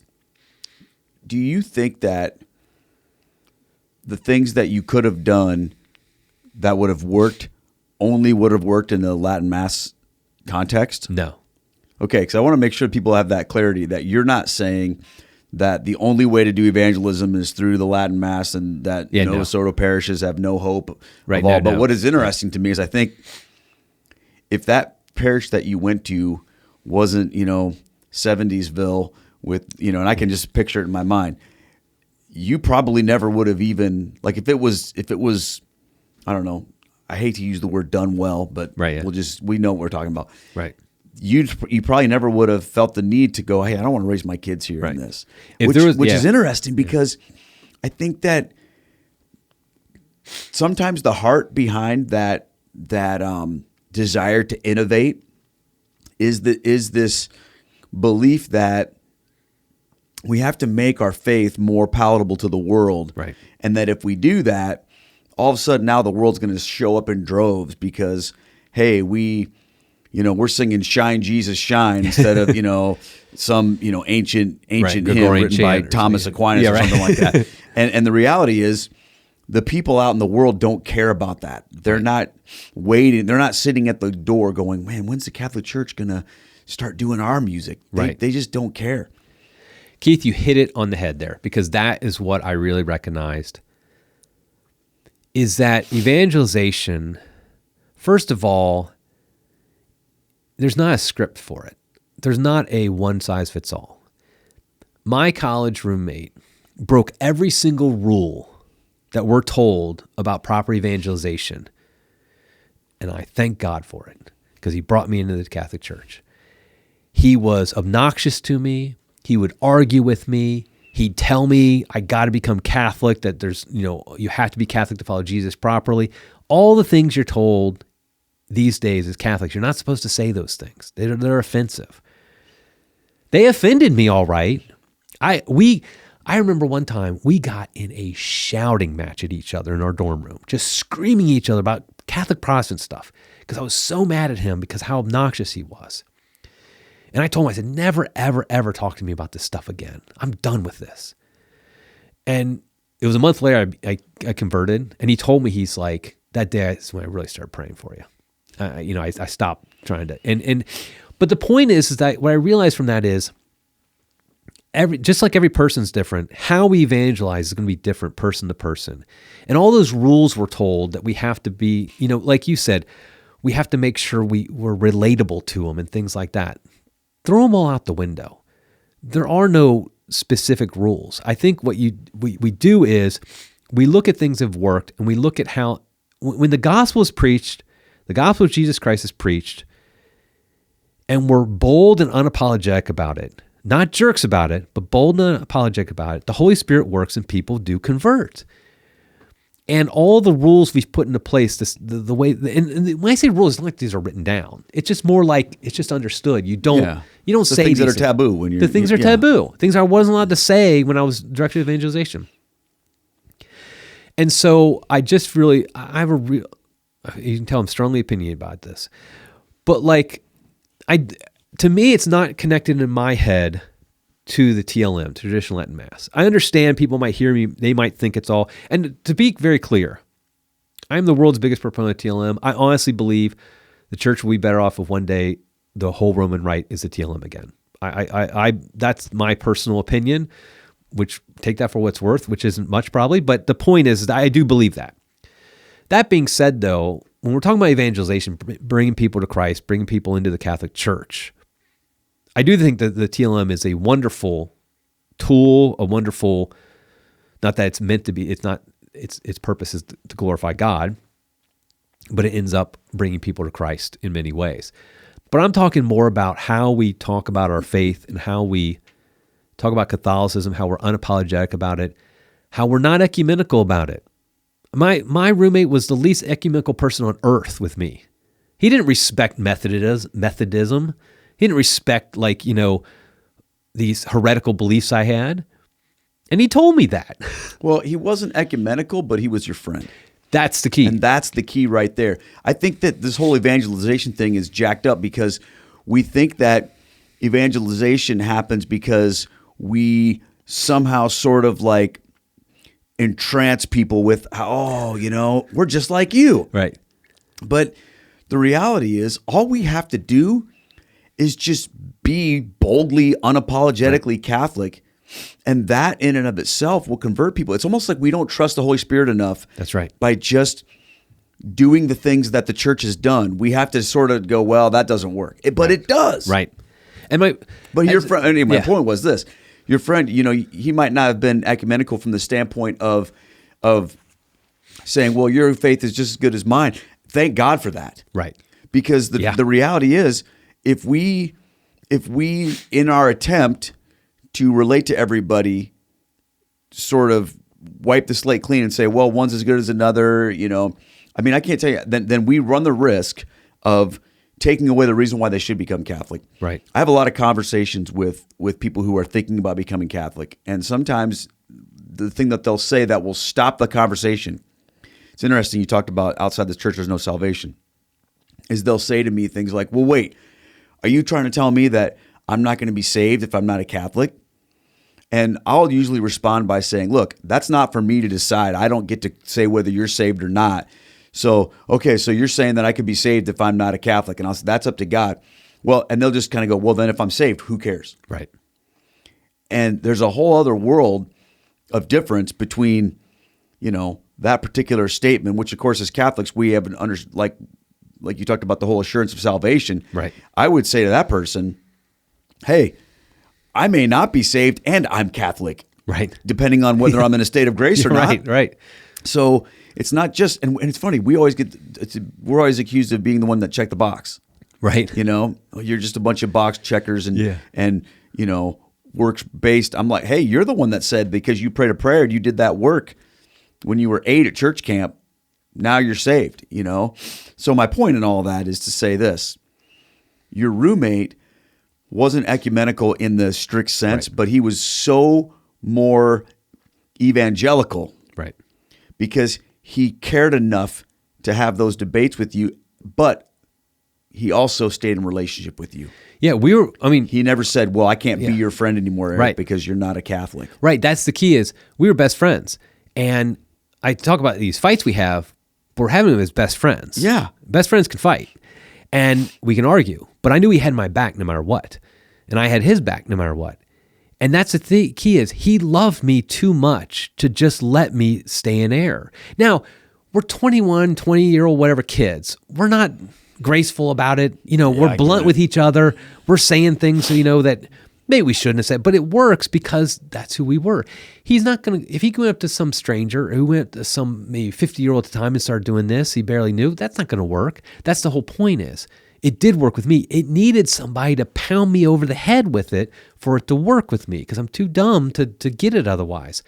And so that's why I just don't like these rules of like how you have to do things a certain way, and we have to avoid certain topics. I'm writing a book called Deadly Indifference. I look at Deadly Indifference and old evangelization as almost companion books, because old evangelization is these practical tips on how to evangelize the old style way. But Deadly Indifference is why we have the problem we have that nobody wants to evangelize, because none of us really believe the Catholic Church is necessary for salvation. And it is necessary for salvation. Now, I know there's going to be people watching this who are immediately, their first thought is, wait a minute, my mom passed away and she's Protestant. You're saying she's in hell?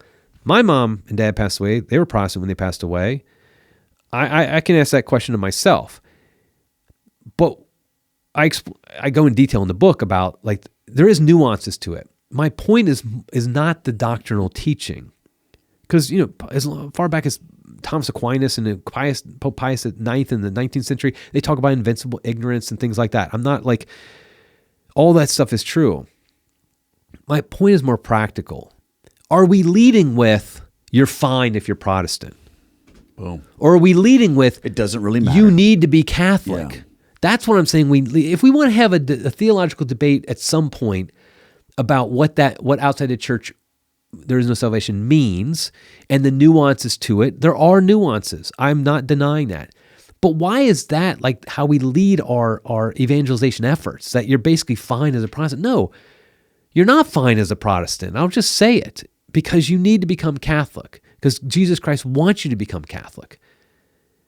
Now, if you die in the state of Protestantism, what happens to you is not my call.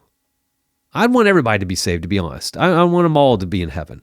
I want the Muslims, the Buddhists, I want the Jews, everybody who dies, I want them to be in heaven. But what I really want is what God wants, what God has decided. And I know whatever he decides is just, it's merciful.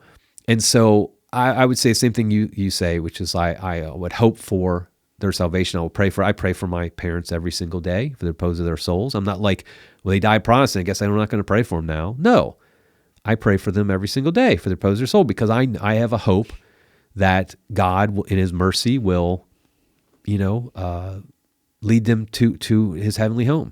And so, but the point is like, I want people, evangelization involves making people feel uncomfortable.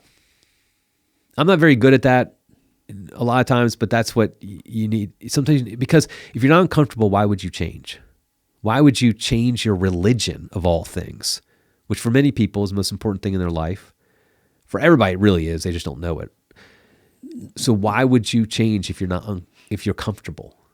You want them to feel uncomfortable. Again, you do this in charity. You do this based upon relationships. I was going to just say that's the key there. Is, there's a different type of evangelization conversation with someone that you don't know. Absolutely. Versus someone that you do know. Right. And that type of thing in those relationships always works better. Yes. In the context of a friendship where there's mutual respect, where you don't feel like you have to pull punches because that's right. Whatever, where you can just go, look, at the end of the day, I know you're going to love me whatever, so I'm just going to tell you how it is. Right. All good evangelization is relational. I mean, it's a relationship. Yeah. I mean, even somebody who's preaching at like a Billy Graham type of thing ultimately has to be, I mean, that's what he would do, is he would then send them to the local church, have relationships and stuff like that. And I'm not even endorsing that methodology, of course, but I'm just simply saying that ultimately has to be relational. And that's what it was for me. And that's why you don't have like these rules, because it's going to depend on the person who's doing the evangelization, the person being evangelized, and their relationship. Well, all look at that Jesus. factors in. Jesus didn't have a one-size-fits-all for when he interacted with people. You know, when he interacted with the woman in John 4 at the well, that's a very personal interaction where he's talking about the intimate details of her life, versus when he just walks up to Peter and says, drop your nets, let's go, fishers of men. Right. And then people that come to him and want to follow him, he never says, oh, well, your life is fine the way it is. Don't worry about it. He says, foxes have holes, birds of the air have nests, but the Son of Man has nowhere to lay his head. If you want to follow me, you mentioned you're going to be uncomfortable. Right. Step it up. It's going to make you uncomfortable. I mean, Christ did that. And honestly, I think this is where you just hit the key problem, which is we often worship a different Jesus in the one of the Gospels. If you read the Gospels, like really read them and read them over and over again, which I recommend everybody to do. And I mean, I actually have, like right here, I got my Gospels and Psalms, because you just got to read the Gospels over and over again. And what you find is the Jesus of the Gospels is not the Jesus that is often preached and often believed today. And what I mean by that is Jesus isn't nice. I'm not saying he's a jerk. He's not. But boy, he's not nice in the modern definition of nice, which is you never offend anybody. He is very blunt. He is very direct. He is, it's all 100% loving. You're going to say Jesus isn't loving? Of course he is. But like you said, he confronts the woman at the well very lovingly, but he basically is like, you're living in a bad situation, lady, and I know it and you know it, and you got to get out of that situation. And he tells the rich young man, like, go sell everything you have and give it to the poor, because he knows this guy's attached to riches. And he just tells him that. It's like, well, that's what you got to do if you want to follow me. And so he makes it very clear, no one comes to the Father except through me. I mean, everything about when you see Jesus, how he's presented in the Gospels, it's very much not the modern Jesus. And I think that, in fact, that's I think the model for evangelization is Jesus himself, how he deals with people. And I think that's vital, that if you have a misunderstanding, because Jesus wouldn't, they think it's not charitable to say something outside the church and salvation. I mean, Jesus said some things pretty radically harder than that. I had Austin Peck was here recently, and he was talking about his own conversion, and one of the things that he said was, Jesus is the scariest person in the Bible. Yes. And yes, amen. That was a reality that hit him to the point where he was like, I have to change. Yeah. I have to get my life in line with the Jesus of the Bible, with the true Jesus, and he became Catholic. Right. Yeah. And so, and I think it obviously, I'll make clear, it works within each person's personality as well. That's true. Yeah. Like my friend, who brought me in church, he's got a very outgoing, very direct type of personality. Other people, they're going to be more mild and passive, and you don't turn into somebody different. You are yourself. But the basic principles of just simply, you don't water down the faith. You're unapologetic. You tell. I mean, St. Paul, of course, is the great model. He's the greatest evangelist the world has ever seen. And he constantly talks about his story. That's evangelization. What did Jesus do for you? Because if Jesus hasn't affected your life, hasn't changed your life, I'm not going to follow him. Like if Keith, you're telling me, and it's clear you don't love Jesus, you're not really caring much. I don't care about Jesus then, because you don't care about him. But if you are in love with this person and you like, and this is the most important thing in your life, and you can't help but talk about him, I'm going to be affected by that. I'm going to say, well, this is obviously important to him. Why is it important? And that's what's going to happen. I mean, I remember reading a story about in the early church, when a town, in the first few centuries before it was legalized, when a plague would hit a town, all the rich people, all the nice, well-off people, they'd all leave town to go into their country estates because they didn't want to get affected by a plague. All the Christians would come into town, and they would take care of the sick and the dying. And the sick and dying would ask him, why are you doing this? He's like, because you're Jesus to me, because Jesus tells me to do this. And a lot of them end up surviving, and they end up converting, because they're like, this Jesus turned you into a person I'd love to be like this person.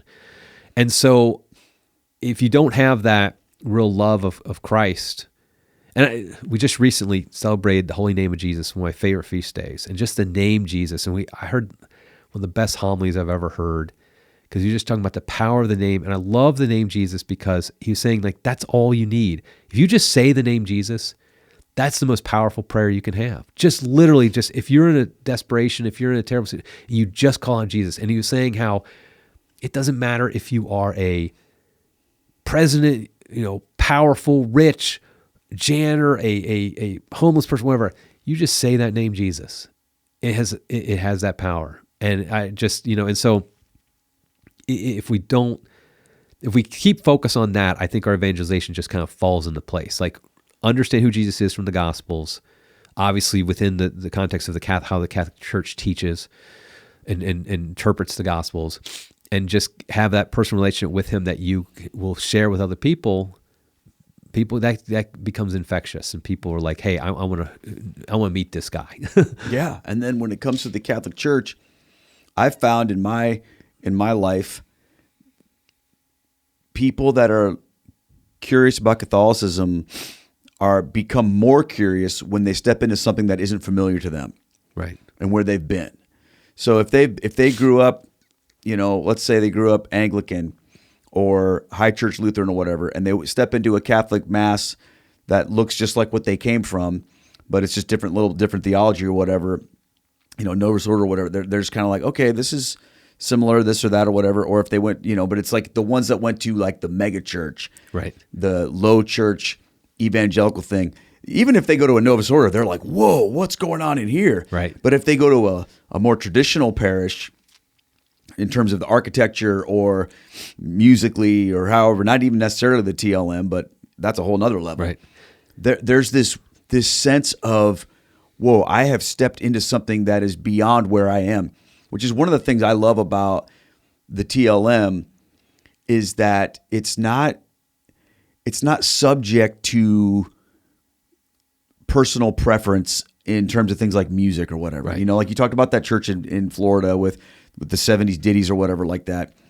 When we attach our snapshot culture in the moment to the liturgy, now that might mean a lot to us, but to anybody who has a different cultural touch point, whether it be that, music or the felt banners or whatever, they grew up in the 80s instead of the 70s or the 90s or whatever, they immediately are like, not just like they can't relate, but they can be turned off by it. Right. Because you know how that is. You're always turned off by whatever the 2 generations ago was doing. Yeah, exactly. But whatever 3 generations was doing, you're like, oh yeah, that's cool and vintage, right? Yeah. But what I love about the traditional Latin Mass is that it's so otherworldly that it transcends personal preference. Right. It transcends culture. I mean, it is culture to a certain extent, but you can be Polish, Mexican, American, Italian, whatever, Right. like whatever your particular culture is from a worldly perspective, you step into the Latin Mass and there's that common thread there that brings everybody together. And you don't have to check your culture at the door, but you also don't have to pretend that this other thing is like your deal. It took me a while to kind of figure out the difference. And I'm very sympathetic to Catholics who've only attended Novus Ordo not getting why TLM people are so crazy about the TLM. I understand where they're coming from. I really do, because I went through that process. It took me a long time to kind of get it, so to speak. I remember I wrote an article a number of years ago titled something like "The Mass Isn't Supposed to Be Relevant." And it's not supposed to evangelize either. That's not the purpose of the Mass. Isn't to be relevant to evangelize. The purpose of the Mass is to glorify God. Period. End of story. There's nothing else. That's why you do it.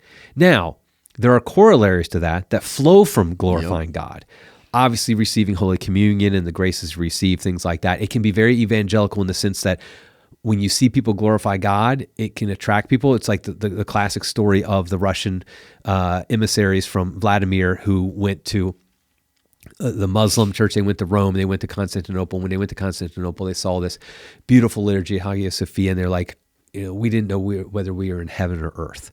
And now I ended up converting Russia to what became Eastern Orthodoxy at the time. It was obviously part of the unified church. But the point is that our understanding what the purpose of Mass is, I think, is for most people, it's not accurate. It's not really what it's supposed to be. It's supposed to be there to glorify God. And so it should transcend cultures. Exactly. And so it took a long time for the TLM to develop into what it is. Like people, things against TLM, it's just stagnant or that. It took hundreds of years in the early church to figure out. Pierre Kwasniewski does a great job explaining this, and I think he's written books about it, but where until about the time of St. Gregory the Great, the Mass was being changed, not like it was in the 60s or 1960s, but it was organically developing. And because the church is kind of saying, what is the best way to glorify God? What is the way that we best serve him in the liturgy? And so they were making changes. By about the time of St. Gregory the Great, which is around 600 AD, that's when it kind of become, okay, we figured it out, basically. And what you see is the rate of development just shoots way, way down. Almost very little development after that. The Mass said by St. Gregory the Great is essentially, in most ways, the same as the Attilum you go to, down the street today. Now, I know that the real liturgy nerds are going to say, "Oh no, they're not watching my channel anyway." You're fine. Okay, good. It's essentially though, yes, it developed. There was definitely in the Middle Ages there was a lot of different variations in different areas of Europe and things like that. But essentially, that's what we have.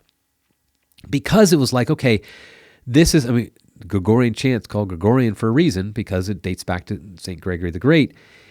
And so what we see, though, is like the purpose of the Mass is really to glorify God, and it's to transcend cultures. You're not there to get something. You're there to give something. You're there to give glory to God.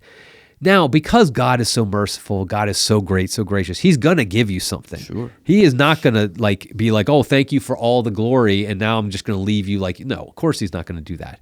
He's going to give you way more than you ever give. It's like your little son when he's 3 years old hands you some little drawing that objectively is awful, but it's you love it, and you give him so much praise, and you help him out, you love and all that, and so that's what it's like. But the fact is that this idea, you see this all the time of how we do Mass, how we celebrate Mass. We're thinking so much of the people and how they receive it, and oh, well, they think this is okay. This music we select, no. Everything we do in the Mass should be thinking, how do I give God the greatest glory? And it's going to be limited. It's we're limited people, but how do you give God the greatest glory? I'm not thinking of oh, this 1970s song is going to attract these people, or maybe if we do a little hip hop, we're going to get these people to come, but that's whatever. The way some people are thinking. I know. Yeah. That's why, I reject the idea of youth masses.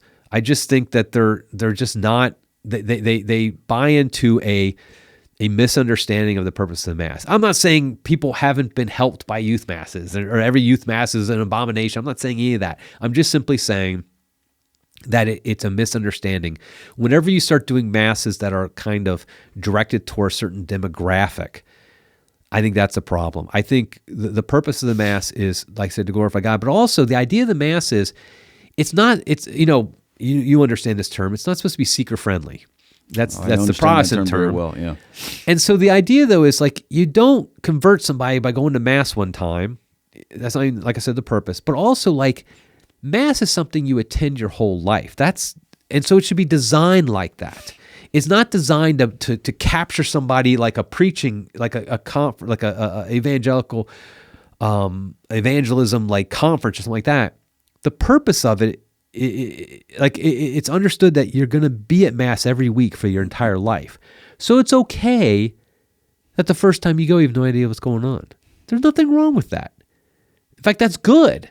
Because what it tells you is, wow, I got a lot to learn. What's going on here? It's mysterious. That's good. You want it to be mysterious. You want people to think because the truth is, if you've got your religion all figured out, it ain't it ain't God's religion. The fact that I've been Catholic now for over 30 years, I've been studying it intensely for over 30 years, I know maybe a thimbleful of the ocean of Catholicism. And that's a good thing. I read the Gospel sometimes, I read things from the sacred scriptures, and I think, I have no idea what this does not make sense to me. That's good. I think, though, there is a mix, though, that we have to be careful to incorporate, because I think one of the ditches that we can fall in is to run too far the other way and say, we don't care about anybody new. Right. We don't care if anybody gets it. We don't care. And I've seen this play out in practical ways and in cultural ways. And here's what I mean. Here's some of the practical ways. I've seen it play out in the standpoint of, well, it doesn't really matter if the sound system is crap at the parish, because we're not really here for that. So I've been to parishes where it's just been completely inadequate, where you can't even understand or hear the priest because he's not projecting his voice, and B, it's the machinery just doesn't work. And I can tell you from a Protestant perspective, when I was in that kind of church, we worked really hard to make sure that stuff was dialed in, because that was the whole point of everything, was to hear what we were saying. Right. And I think that in some settings in Catholicism, it's sort of we don't really care. Right. Another way might be that we don't have any sort of mechanism to teach people. They just show up, hey, you better figure it out. We had to figure it out and whatever.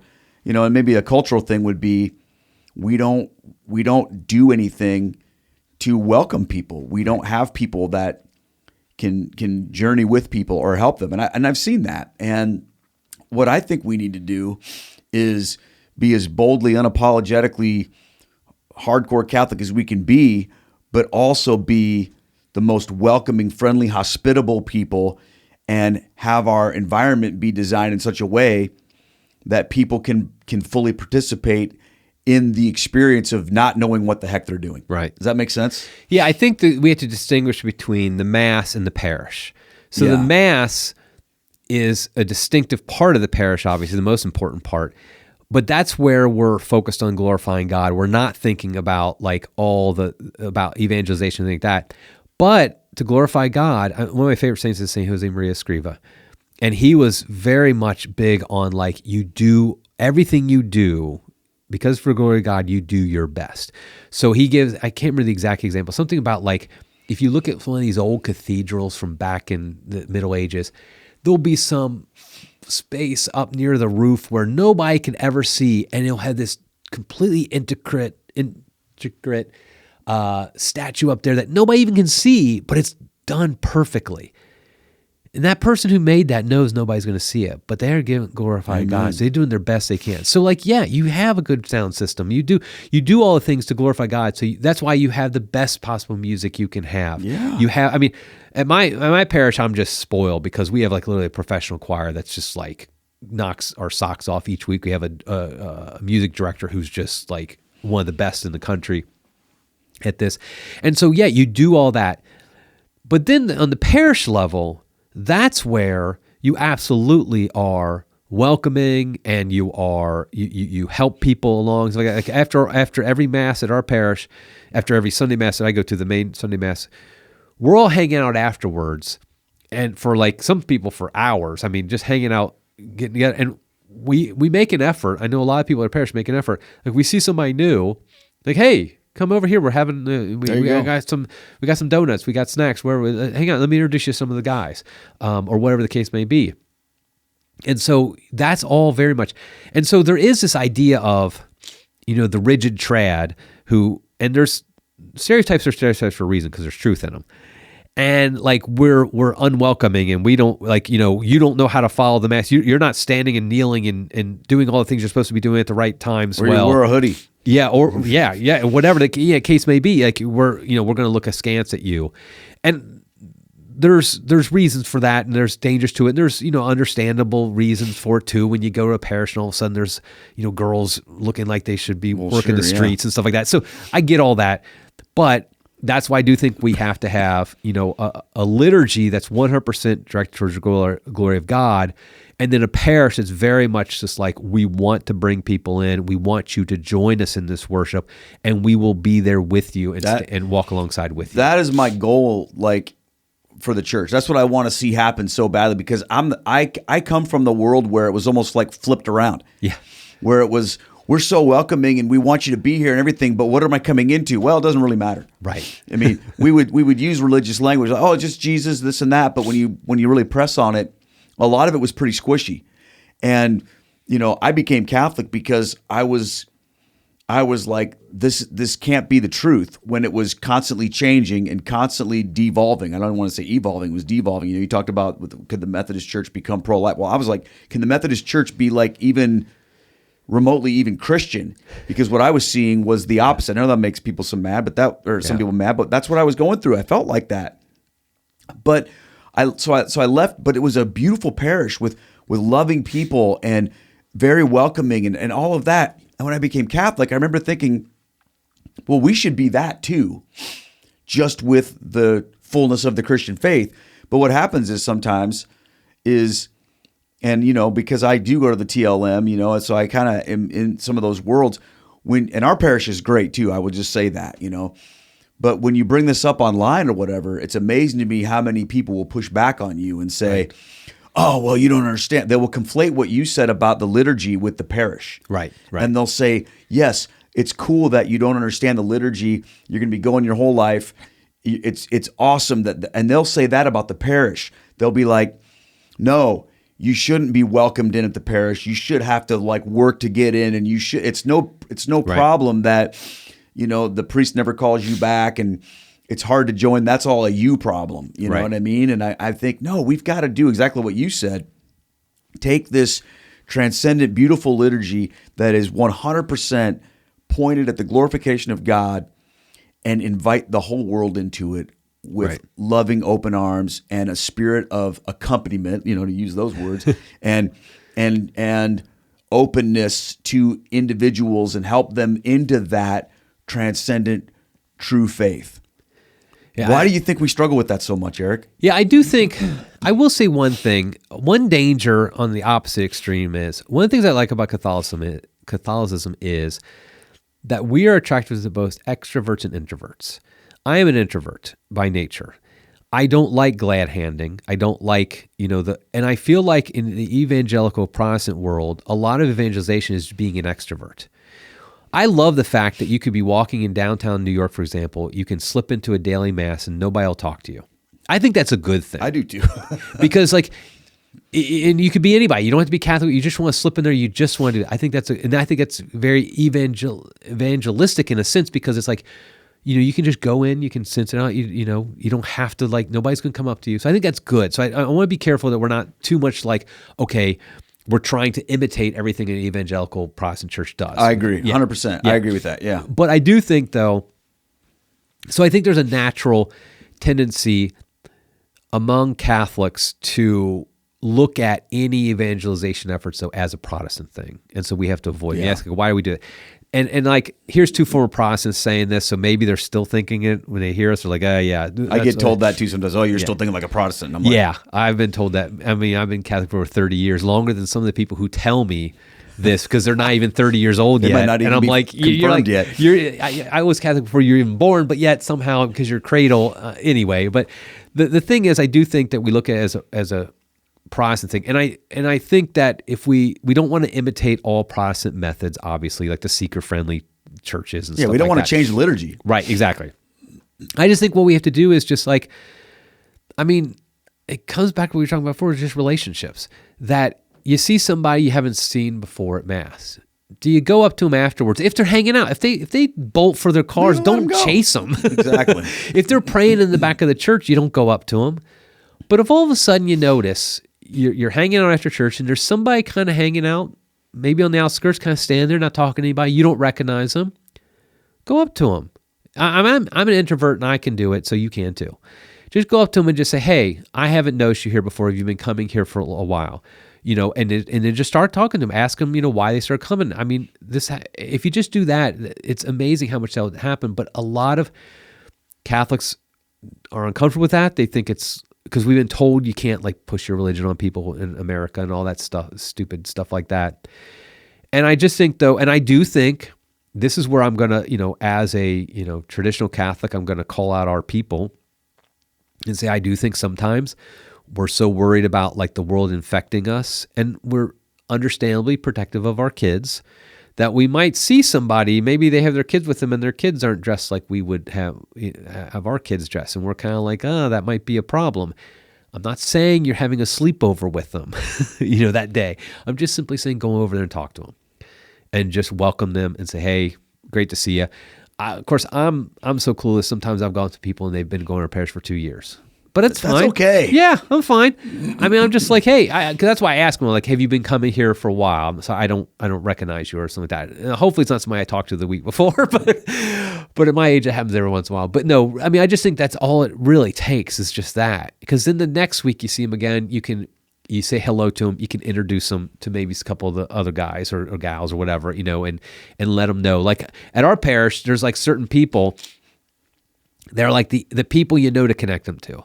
You connect them to that guy, they're in. Because that guy will make sure. Like I know, like when I see a young person, I'm not in with the young people. I'm like an old guy. But I know the young people to connect them to. I'm like, okay, you got to go talk to Blaze. You got to go talk to Han or whatever, And I introduce them, and then it's like, okay, now they can get in. And because there's certain personalities who are extroverts, who are very good at this naturally. And so that's just how you get them. That's how you get them feel welcome. And really, and like my wife actually, she's always been a big believer in this. Like when you find out somebody just had a baby, you make meals for them. And like we had a family, they moved to a parish pregnant, she was pregnant, she had the baby, they're in a new town, their family's not in town. And my wife's like, we got to make sure they get meals. We got to make sure, because that is, people like us tend to sometimes get a little too like, okay, people become Catholic because they believe the doctrine. The reality is people join a religion because of the fact that they feel love there, they feel a community, they feel relationships. And as Catholics, we should be very pro-community. I mean, that's who we are. But I do think, like, there's a reason Mormons do a great job at evangelization often, is because they really, really emphasize community. A big part of their wards, their parishes are called, is community based. And so there's nothing untoward about that. There's nothing wrong with somebody who decides to come to your parish and is really practicing, who doesn't really know squat about doctrine, but they're like, these people, they seem great, they seem good, and the pastor seems like a good guy. There's nothing wrong with that. That's how God brings them in. And so we should be open to that fact that you might be like Trent Horn levels of, being able to explain the faith and apologetics, stuff like that. But Trent will tell you, as well as anybody, that's not the way you do it with everybody. There's a lot of people who don't care about that stuff. They just want a place for their kids to be raised. They want a place where they feel welcome. They want a place where, God, I sense God here. However they generically put it, that's fine. We're not here, saying are you going to pass the theology quiz or not? We're here just to love them and to welcome them. So I think that's at the parish level. And when they have questions about like, what the heck was going on at Mass? I don't understand. Why is it all in Latin? And, I don't know what's going on. It's like, then we can answer them because we have a relationship with them. And they're going to be like, okay, this guy cares about me because he's like shown me, some affection. He's like, his wife made a meal for my wife when she had a baby, and like, okay, I'm going to listen to what he has to say about this. I might not agree with him, but I'm going to listen to him. Yeah, I think it's cool. You mentioned it before, like the Mass is not in and of itself designed as an evangelical tool. Right. It's also not designed as a, even though we talked about this earlier, as a Bible study. Because sometimes you'll have people, they'll go, oh, well, like I went to Calvary Chapel when I was like in my late 20s or late teens, early 20s.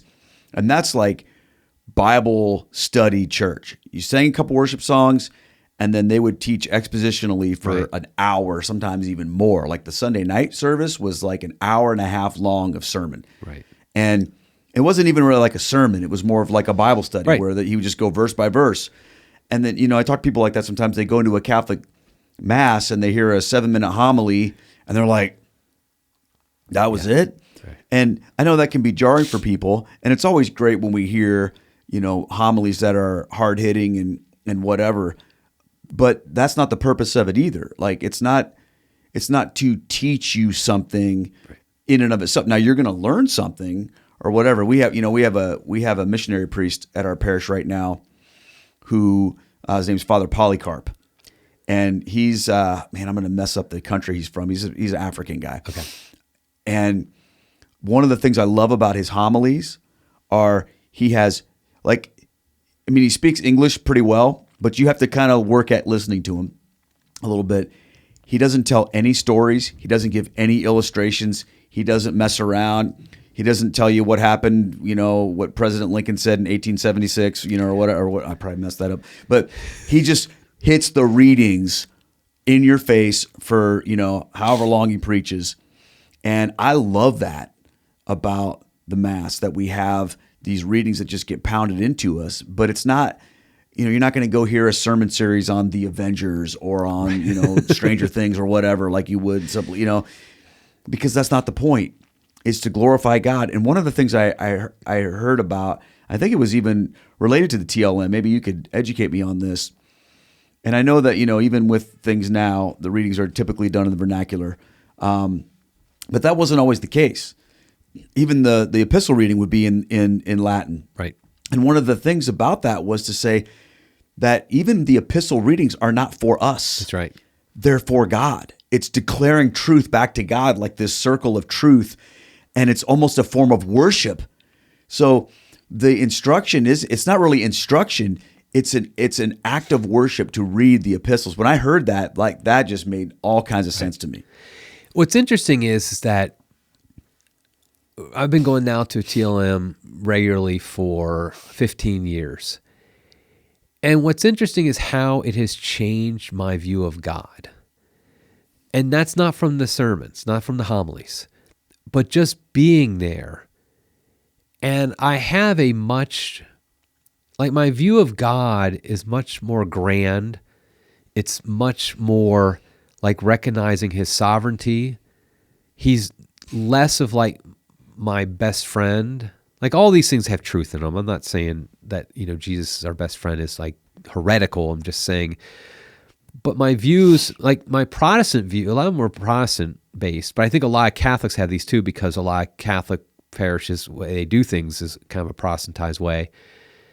And so what happened is like it really kind of affected how I view God. So in that sense, it was evangelizing me, it was teaching me, but not because that's what the priest was thinking about doing. He was just simply glorifying God. I was part of it. And that then kind of changed, okay, God is somebody that we give honor and glory and worship to.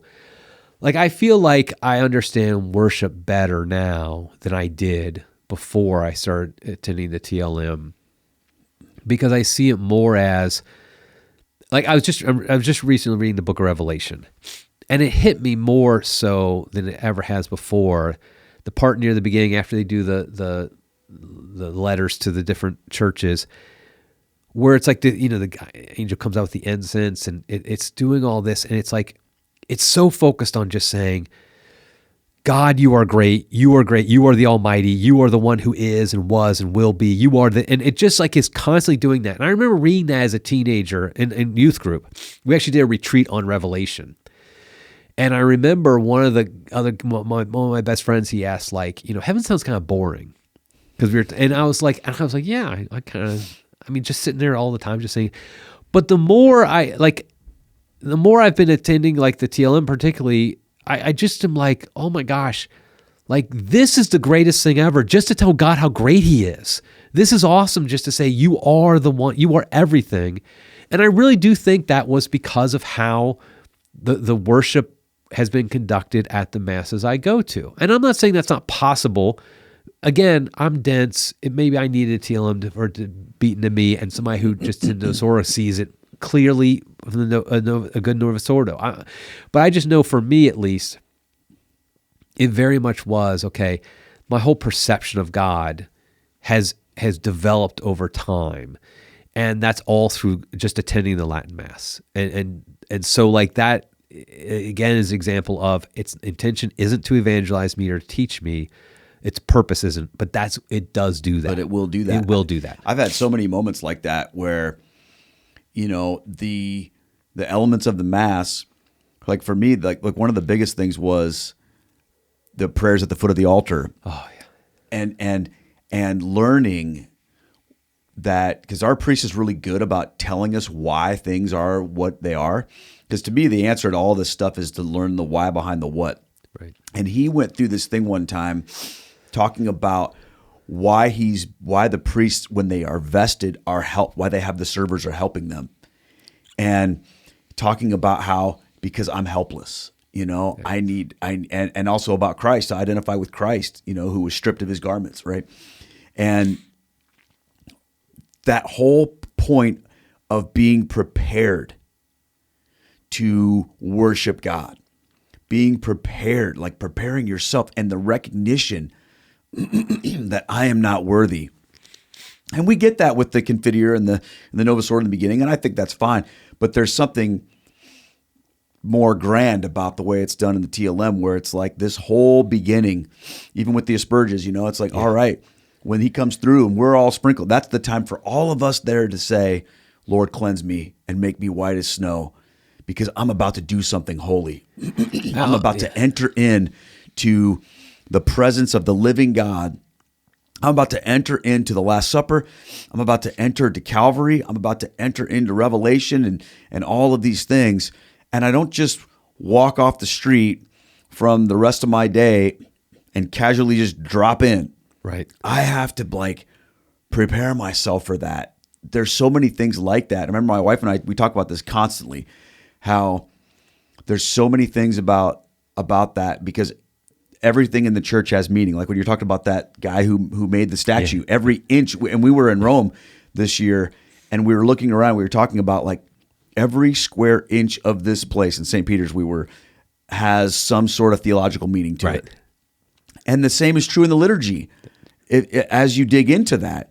And when you start to learn that, it takes that unfamiliarity of going, oh, well, this just must be bad, to go, oh, there's a treasure there I need to discover. Right. I also want to just make one point is, I think this is all true of the Eastern liturgies as well. I'm a big fan of like Eastern Catholic, the Byzantine rites and liturgies. All the things we're talking about the TLM is also true of them. And I just want to make sure that's clear. But I also want to say that like, you were talking about specifically like the prayers for the altar and asparagus beforehand. One of the parts I love the best about the Mass is on a Sunday Mass, High Mass, the head of the asparagus, he comes out, he sprinkles it with holy water. But then he changes his vestments because he's in the sanctuary again. He changes his vestments. And there's something about that. I always think of it as like he's putting on his armor for battle because he is now entering into spiritual battle for us. He is, because he is really, think about what does the devil hate the most of what we do? It's going to Mass. It's Mass. Yeah. And so it's like he's saying, okay, the priest saying, I am coming in there. I'm going to do battle for you guys. Everybody out there, I'm preparing myself. I'm getting my vestments on for battle, my armor on, and I'm bringing out the biggest gun we got, the Mass. And we're gonna fight the devil. And this is how we fight the devil. I talked about my story about encountering demon-possessed people, so how I didn't have the weapons. And of course, the rosary is as lay people, that's probably our greatest weapon against the devil. But the greatest weapon is the Mass. That's where spiritual battle is done, and that's where the demonic forces are really overcome. And so all those prayers he's saying at the foot of the altar, it's like he's saying, I'm going in to do battle, but I ain't worthy.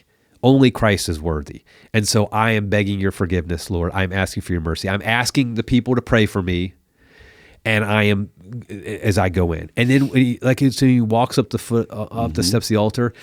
To me, I picture him literally now he's going into battle. He's going into I'll fight. Think about that. Yeah. Into the spiritual realm to battle for us. And so, because the angels are there, the demons are trying to get there. The demons are attacking us in the pews, and the angels are trying to protect us. All this is going on. We don't see it. Scott Hahn's book Lamb's Supper talks about some of this, and other books do too. But just this idea that there's a spiritual battle going on, and the Mass is kind of the focal point of it, where we bring out the bazookas, we bring out the nukes, whatever it is. I'm not a military guy, but whatever the biggest guns we have, we bring those out, and that's what we're there, and that's what the priest's there for. That's also why we need to be so much in prayer for our priests, because they're the focal point of attack, and we see this too many times where priests fall, priests have issues because the devil's attacking them first before he goes after us. So well, it's like You strike the sheep, the shepherd, the sheep scatter, and an enemy wants to kill the officer before the grunt. Yeah, he's going after them before he's going after us. He's going after all of us. I don't want to act like we're not getting attacked, every one of us, but the priests. And so, there's just so much there that you see. But here's the thing: the modern mind says it's not utilitarian, it's not efficient for the priest to be changing his vestments in front of us. Oh man. It's just so dumb. But that's what makes it so great. I know. Because it gets us out of that way of thinking that has already decided that. It's like a foregone conclusion. Right. We want things fast, we want things efficient, according to what we think it means to achieve this goal of whatever. Right. We got to keep it within an hour. Yeah. And we got to make sure, and it's also what drives me crazy when you have these parishes where they can't have silence ever during Mass. You always got to have somebody on the piano or something like that. Yeah. It's like, we can have a few moments of silence. There's nothing wrong with that. In fact, we should have moments of silence, always silent. I'm reading right now The Power of Silence by Cardinal Robert Sarah. And have you read that? No. Oh, okay. I never have silence. I'm just telling you right now. Because I have Keith. tinnitus, so my ears are always ringing. So I would love to read that book and figure that out. No, read The Power of Silence. It is life-changing book. And the funny thing is I was slow to pick it up. It came out in like 2017. People talked about it all the time. My daughter read it and said it was the greatest. I got to read it, Dad. You got to read it, Dad. The Power of Silence. Yeah, okay. and I don't read it. And then my wife reads it and tells me the greatest. And finally I pick it up at Advent and I'm reading it. And it was, this last Advent. And it's just great. It's just talking about that. He calls like God the silent one. The God only speaks to you in silence. I love it. And so it's very, but anyway, the point is the Mass should include silence, but that's not efficient. We're not getting, we need to get, everything. It's like turning the Mass into like a conference, a teaching conference where you're like, it's all didactic. Let's just tell you things. But in the Mass, what it should be is it's just doing things. And there's no thought of like, okay, we need to be very efficient about this. We need to be utilitarian. It's like, no, we're glorifying God. If that means I'm changing my vestments in front of everybody, that's what I'm going to do because there's meaning behind it. And like, all the times you make the sign of the cross, so many more times, why is the priest like, he turns around and then turns around a certain way one time, another way. All this stuff has meaning and none of it's efficient and that's glorious. Well, have you ever seen what happens when they drop a host? Yes. You know what I mean? Oh, it's so not efficient. Oh, yeah. It's like, we're stopping everything. I don't care if you have to wait in line. Exactly. For 20 It doesn't minutes. matter if you've got a line full of people, whatever. If there's a host drop, the priest, there's a protocol there. Right. And it's, you might look at that. And even let's just use an example from the Novus Ordo. I mean, because the same thing would happen there. But I've been to Novus Ordo where a host been dropped and they did nothing. Oh, it's really? Been scandalous. Yeah. Oh, man. No, I'm not saying that's norm. I'm just saying I've been there. I know at our been parish, awful. I've been there a couple times and I've seen the host drop even at the Novus Ordo, and it's like the whole world shuts down. Which is Everyone good, freaks out, which is good. But if you think about that, you go, why is that all necessary? Can't they do that later? No, it's because that communicates. That's telling us we really believe this is Jesus Christ. Exactly. We're not kidding around.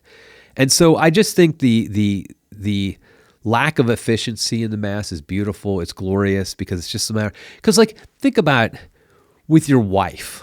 Are you trying to be efficient in your love for your wife? Are you like, okay, I'm going to be very. I am. It's like when you're like, okay, I'm going to take. Let's say when you're courting her before you're married, when you're dating her, and you're trying to plan out a date. Are you thinking, okay, we got to get this in an hour. We got to make sure we're efficient. Yeah, it's you're like, no, you're like, I'm giving everything I got. I'm bringing out everything. I don't care about how long it takes because we're together. That's all that matters. And, you just don't think about things like, like your TPS report and efficiency or anything like that. You're just like, I want to just show how much I love you. Absolutely. And that's what we're trying to do at the Mass. We're trying to show God how much we love him. We're going to not hold anything back. And so efficiency be damned. We're doing everything we can for you. It's been so much fun for me to see this kind of play through with people in my life that are in the pipeline of becoming Catholic, and like to have these conversations with them and to show them the difference between where they've come from and what they're experiencing now in the Catholic world, and to see those lights go on. Because when the lights start to go on, when you've done that, and you've been through this, I've been through this, other people have. When the lights go on and you begin to get that, you don't go back to, you know what, I just wish that we could just go back to, singing Oceans and having a whatever experience, and we want all, that seems hollow to you. Right. It seems empty. And it seems like, how could I possibly leave this behind? The answer, though, is to drink it in and explore the mystery, uncover the treasure, and not run from it because it's inefficient, but get to understand the purpose of it. Right. And then all of a sudden that efficiency, I mean, let's face it, the cross was inefficient. Couldn't Jesus just have, or couldn't God the Father just have snapped his fingers and not sent Jesus? Couldn't Jesus just have said, okay, I'm going to die in like 0.2 seconds on the cross? Right. It was not about efficiency ever. It's about love, and it's about God's plan. And if that's not reflected in the Mass, we're in trouble. Right. Yeah, I mean, it's very true. God didn't have to send his son to hang on a cross for 3 hours in excruciating torment to save us. He could have saved us. I mean, the theologians have debated this for years exactly, but the truth is he can do whatever he wants. He could save us a lot more efficiently. And I just think that if you look at the faith, the Catholic faith, this is one of the things actually when I became Catholic, I remember this, is how over the top Catholicism was in comparison to Protestantism. Protestantism, I started to see it as very just kind of bland and ordinary and just like, I remember my first reaction to Hispanics going crazy over the Virgin Mary when I was Protestant. And here I am, this white, suburban Midwest Protestant. I see that, and my first reaction is kind of horror. What are they doing? Yeah. But the more and more I saw it, the more I was like, wow, this is real. This is like, these people, they don't care about what you think. They don't care about having some standard of propriety in their in their English man or something. They're like, no, we're all in for the Blessed Mother. We don't care what if you think that we're over the top. We are over the top, because how can we be over the top truly for our Blessed Mother?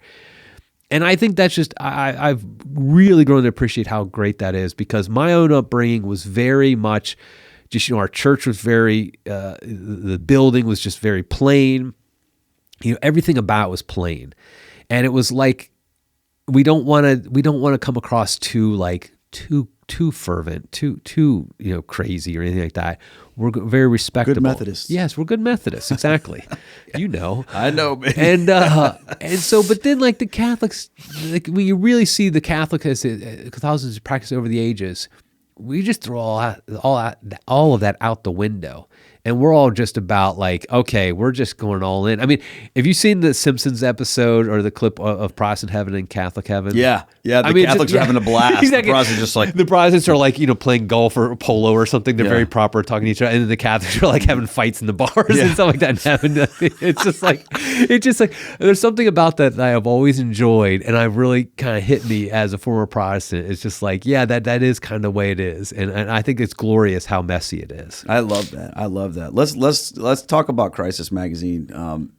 How did that get hooked up with you, and what's the work about these days? I might be the only person who got his job because somebody liked his Twitter feed. So Crisis. So after I left the diocese, I just worked for myself for a number of years. I was editing. I edited textbooks, and I was an editor for a number of Catholic publications. I wrote a couple books of my own, things like that. And I was doing that, but I was on X, and it was Twitter back then. But this was from 2016 to 2021, so it was 5 years. And if you know what's right in the middle of that, 2018, which for Catholics, we should all know what that is, the Summer of Shame with Cardinal McCarrick, and Cardinal McCarrick was my Archbishop when I was in D.C. back in the day, all the revelations that came about by that. I became a Catholic in October of 2017. Yeah. Welcome to the party, exactly. Right? It's yeah, I'm in. Yeah. Whoa, this is not good. Well, that's the thing is I had been on Twitter before that, and I was kind of very kind of subdued, very respectable in what I said, and very much not very controversial because I didn't want to offend people. It's But then McCarrick happened, and I just said, screw this. I'm just saying what I think. This is ridiculous. This is awful. This is horrific. And so I just started really kind of laying out what I thought and being more openly trad. I kind of hid it a little bit, but I was no, the trads are right about a lot of stuff.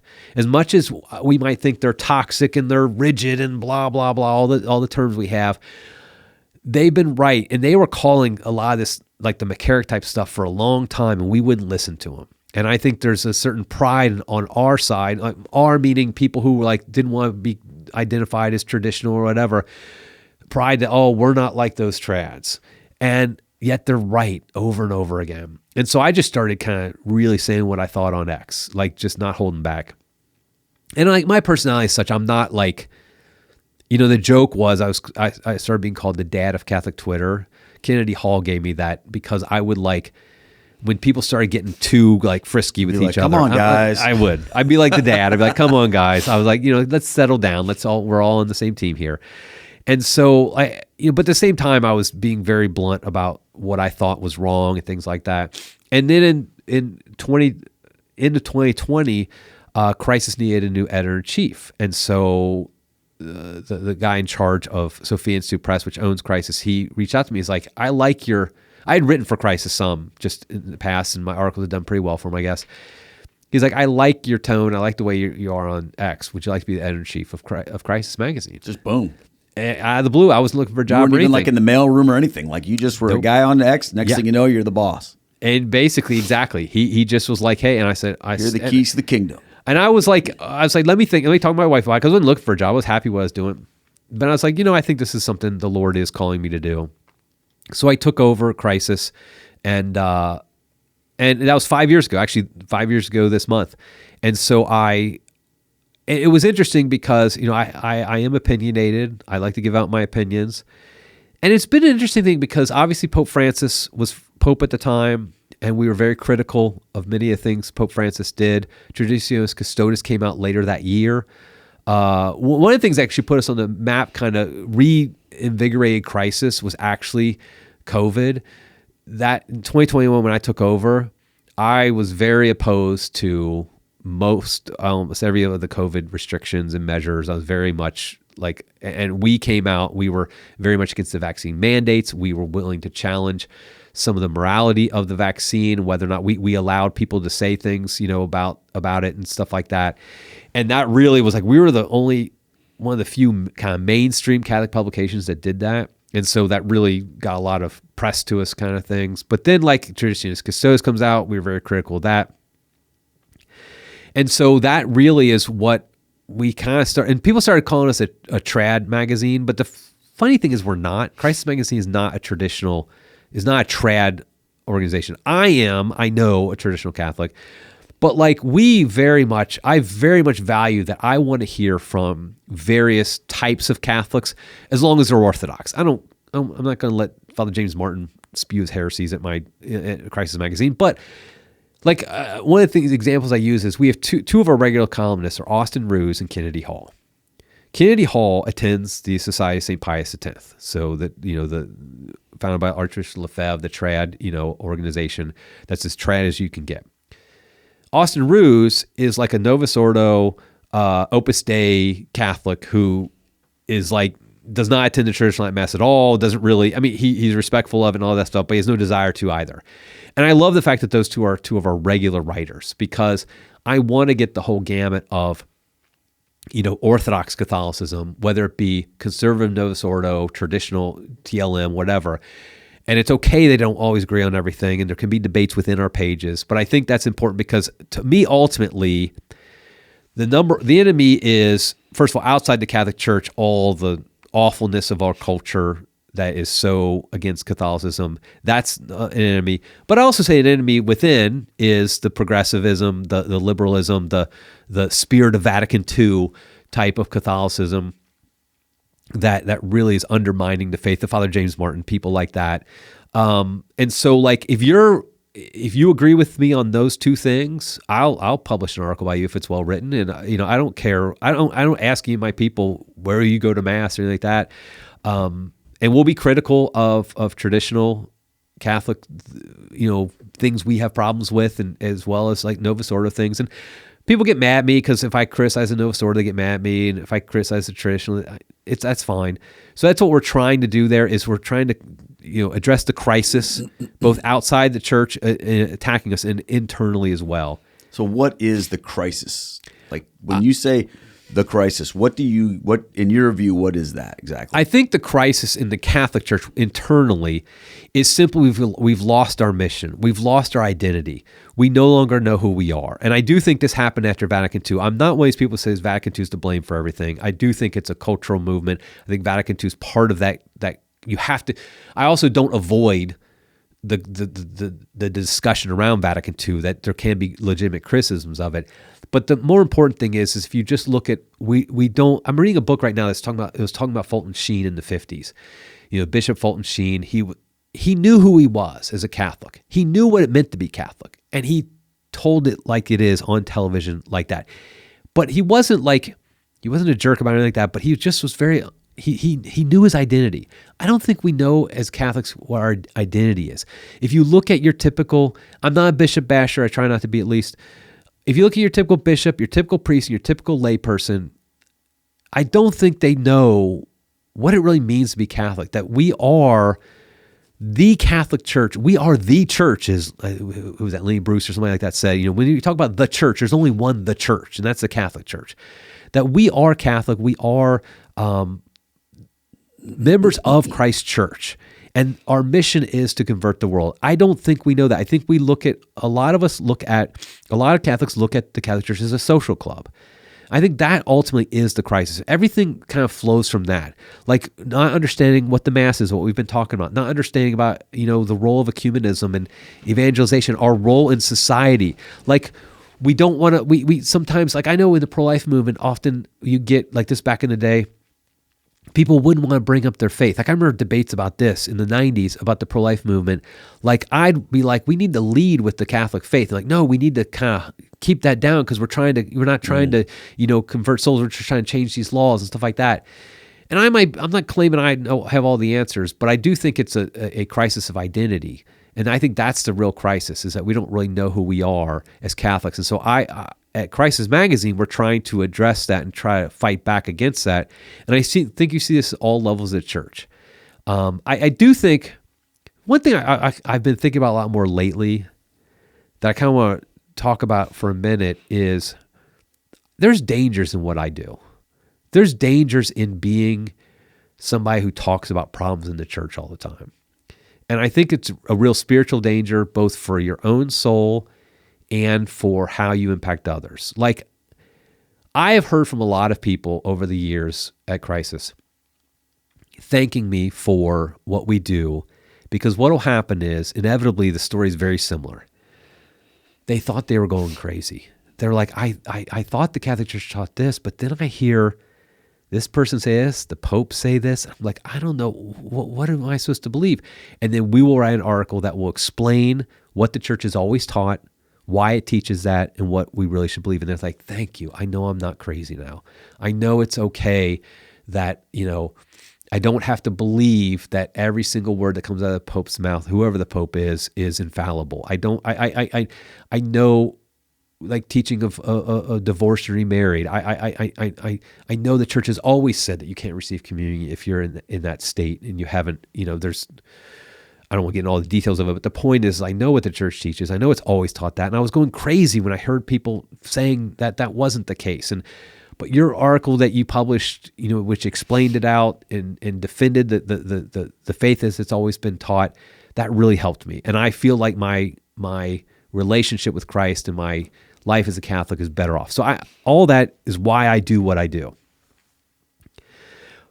But there's something, and I wrote an article just recently about why I am a kind of sort of traditionalist, why I am a traditionalist, but only sort of. And it's like, there's something unhealthy being in a constant state of opposition to the hierarchy. That's not natural. It's not good. I'm not saying it's not necessary sometimes. During the Arian crisis of the 4th century, most of the bishops had fallen into heresy. If you're a faithful Catholic, you were in a state of opposition to most of the hierarchy. That was the right thing to be. And I do think the crisis we're in today is on par. I don't know, all these people say we're in the worst time ever or anything like that. I'm just saying, no, it's bad. There are a lot of things about it are bad. And so I do think it's necessary in some ways to be in opposition to a lot of what the hierarchy at times says and does. But we have to always remember that is not natural for a Catholic, and it shouldn't be something we get too comfortable with. We should always feel a little bit uneasy about it. Because what I worry about, and I see people in my line of work do this, they get to the point where they define themselves by their opposition. Yeah, big time. And I just think that's unhealthy. Like this, and they judge other people if they're not also opposed. If they're not as opposed as they are and as mad as they soft. are. You're you're a semi-trad. Yeah, or whatever the phrase may be. I saw this started coming to me near the end of Francis' pontificate. I actually, in August of 2024, so this is a number of months before he passed away, I decided I'm not going to publicly criticize Pope Francis anymore. Personally, I would still run articles at Crisis. Somebody else wrote some of those critical of them, but I'd be careful. But I wasn't going to. I just simply was like, people know what I think. People know. I don't need to say every single time he says something in an airplane interview that I don't like, I don't have to tell the world. And I feel like it's hurting my soul to do it, to always be doing it. That's so interesting. I remember when you did that, by the way. Yeah. And it was like, and I got people were like, you're getting soft, and we have a duty. I'm like, I made it very clear. I'm not saying everybody else has to do it either. I'm not saying what other people do. I'm just simply saying for me. And then when Leo became Pope, I saw a certain segment, mostly in the traditional world, that was like, we're just going to continue doing what we were doing and criticizing Francis. We're just going to transfer it to Leo. And I'm like, how is that the proper relationship you should have to the Vicar of Christ, to the Pope? Like, I was very, very critical of Pope Francis. I don't take back the content of what I said, in the sense that I do believe everything I said when I thought he was wrong about something, I think was accurate. That doesn't mean, though, I necessarily think I should have said every single thing I did. Because even when you're right, it doesn't, and the power of silence has helped me with this a little bit too. Like, I don't have to always say every time the Pope does something wrong, I'm like obligated to post on X why I thought was wrong. I do think there are times where scandal happens, and I think there's certain people, and I do think I'm one of them at times, need to explain why this is not what church teaches. Like, like the whole same-sex blessing thing that happened near the end of his pontificate, that was awful. That was a scandal, and I do think it needed to be said. And I was so happy so many bishops did that, because their job primarily to do it. But when they don't do it, I do think some lay people should do it. But there's a real danger to the soul. And I know people, I mean, I don't think he'll mind me saying his name, but it's pretty well known. Steve Skocek, a friend of mine who ran 1 Peter 5 for years, he lost his faith. And pray for him, because I do believe he's coming back, and I think it's wonderful if he does, and I pray for him all the time, and he's a great soul. I really like Steve a lot. But he lost his faith, and I'm convinced it's because, of his public constant opposition to the church. And I don't even say everything he said was wrong. I'm just simply saying that wears on you. Yeah. But so when they transferred it to Leo, I was like, wait a minute. This is a new guy.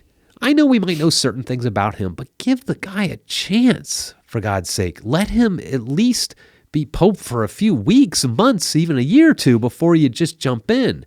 I mean, I've been disappointed by some of the things that Leo's done. Okay, is it required that Eric Sammons is supposed to be happy with everything a Pope does? No.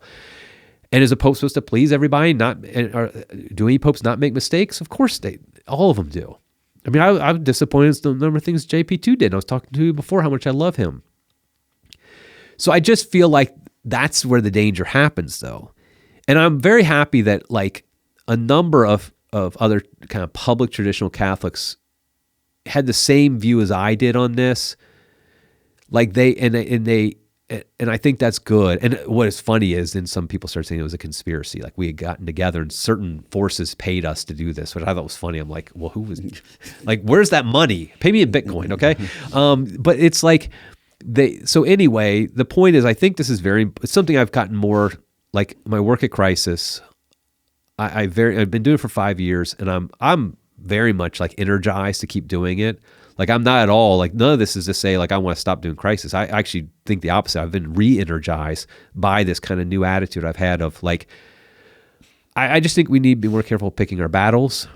We need to be more careful at how we say some of the things we say, some of the criticisms. I know when I look back at some of the things I wrote, I cringe at how I said it. Not the content of like I said, I think I was saying what was orthodox and what was true, but was I, had I gotten so upset at Pope Francis? And you could say maybe rightly you could be upset with him. He did a lot of I personally think he did a lot of things that were very harmful for souls. I still think that. I do think he was not a good pope, but like, is anger and just getting so upset and like every time he says anything, you're just like on edge and you're just like angry. That can't be the Christian way. That just can't be the way Jesus wants us to be. And so that's been the big challenge for me and the big battle for me at Crisis is I want to continue to call out the crisis, call out when things go wrong, but I also want to give solutions, and I also don't want it to be where we're just a site you go to get mad. And I think that's a challenge. I mean, our name is literally Crisis. Yeah. We're going to have negative things, but I don't want it to be where I do think, I won't name them or anything, but I do think there are sites out there where basically, and it's the danger of the internet too, because clickbait. I was just thinking about that, because what I see is this whole, you talk about the identity crisis, really. Right. Okay, the crisis is a crisis of identity. So I just go, oh yeah, it's an identity crisis. We don't know who we are. But some people, their identity is, I get mad at everything. Yes. And because here's the other thing, that's what works on the internet. Yes. That's what it gets you those clicks. You can build an entire precious platform. Views. It sure does. You can build an entire platform based on, hey, I'm going to tell you something that I'm mad about, so that you should be mad about it too. And I mean, it's like tabloid Catholicism on the internet. I see the numbers it all the time, and that drives me crazy when I feel like, look, but I think we have to have that. We have to have that ability to be able to call things out that need to be called out, rightly so. Right. But at the same time, without that becoming our identity, to where if there's nothing bad to say, you know how you brought up, it's like, if you don't have anything good to say, don't say anything at all. Right. It's kind of like sometimes we have to say, well, if you don't have anything bad to say, you don't have anything to say at all. Yeah. And I think some people fall into that, Eric. Yeah, you see the numbers. I have a podcast on YouTube, and I see the numbers. I know which ones do the best. The ones that do the best are the ones where I'm negative about something. Yep. I'm not saying I'm not going to be negative about things. I do think there's times where somebody does something scandalous, something bad. I mean, whether it's President Trump or Pope Leo or whoever, I'm going to say something, against that. But inevitably, the podcasts, with very few exceptions, that do the best as far as views are the ones where it's being upset about something some church leader did. And when I do a podcast with somebody and it's I don't know what you want to call it, but a positive one about like spiritual life, something like that, inevitably it does not do well. Yeah. And there's a few exceptions to that, but I think it's understandable though. I mean, my friend Tim Flanders, who runs 1 Peter 5, he's talked about this some, about how we have been abandoned by our fathers in a lot of ways. And when you don't have a father, it's very difficult to really find your way. We all need dads. And our spiritual fathers have abandoned us for 60 years plus, of where you don't really feel like, I am so fortunate in my parish. I feel like my pastor is my spiritual father. Like, he tells me to jump, I'll ask how high.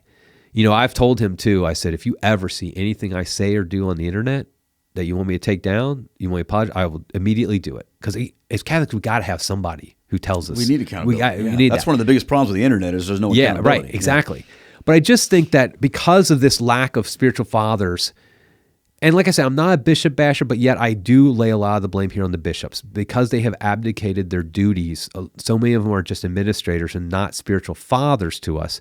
They're the ones who should be out there engaging in this, what we're engaging in. They should be the forerunners of it and doing it first and foremost. And if we had these fathers, I don't think we'd be flailing around like we often are. And I'm including myself in this. I'm not acting like it's everybody else and not me. It's me too. And so we really do need, and that's why, and I feel like part of the reason I've kind of evolved my own views as editor of Crisis over the past 5 years is because I'm feeling more and more comfortable with my own pastor in my parish of being a spiritual father. It's not like he ever talks to me about Crisis. He doesn't come up to me and he never once says like, oh, you need to run this article, or like that. I'm just listening to him in homilies and catechesis, stuff like that, and like reading the things he's asking us to read, and reading. I'm like, okay, I'm kind of seeing that we really need to step up our game and not just play the internet game of the clickbait let's get people angry. And so that's why I've kind of really trying to change, and I fall, and I don't know exactly how I'm supposed to do it, but I'm trying, and I think that's something I'm hoping more traditional Catholics. We have a lot to be mad about. I don't want to make it act like, traditionalists are treated like the unwanted stepchild in the Catholic Church. Traditionalist Custodes was awful, and it's, tried to ghettoize us, and like the way we're treated often by the institutional churches. Like I said, I couldn't even tell people I was going to traditional at Mass when I worked for a diocese. What is some of the rules are so stupid. Like you can't advertise your Mass times on a website or a bulletin. So that's just like, I get that the natural reaction to that is we're going to lash out. When our spiritual fathers are the ones doing that to us, it's natural, it's understandable, but we have to rise up to be angry all the time and to attack them. But I do think we have to rise above this. And I'm calling myself out. So anybody who's saying, Eric, you're such a hypocrite because I've seen what you've said before and stuff like that, I'm agreeing with you at times. I'm not saying, that's what I'm trying to say is like I'm trying to do better and trying to still get that balance of be very strong about defending the Catholic faith even when it's attacked inside the church, and really having that Catholic ethos that understands anytime we have to criticize a bishop, it should be something done with prayer and fasting, with a spirit of penance, not a spirit of, oh man, we get some serious clicks for this one. Yeah. Which I think happens too often. Well, this just kind of hit me, this is a uniquely Catholic issue. And here's why. When I was Protestant, there was never there were like conservative versus liberal sort of camps within that. But there was always the option of just leaving. If you were unhappy with your spiritual fathers, if you got to a point where like, we're in a crisis, the answer was typically floated, and oftentimes, and it still happens to this day, well, we're just going to leave and go do our own thing. Right. That doesn't happen in the Catholic Church. It can't.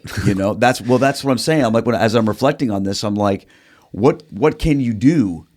But what I love about this is that, nobody at Crisis is going, well, we're going to start our own thing. Right. We're going to go, and that's what I think is so cool about this. So people can sometimes say, "Oh, the Catholic Church, just like every other church, you're not united on everything." And I'm like, "Whoa, hold on a minute. If that weren't true, we wouldn't have liturgy wars. Right. We wouldn't have these issues where people are upset or calling these things out because they would just leave.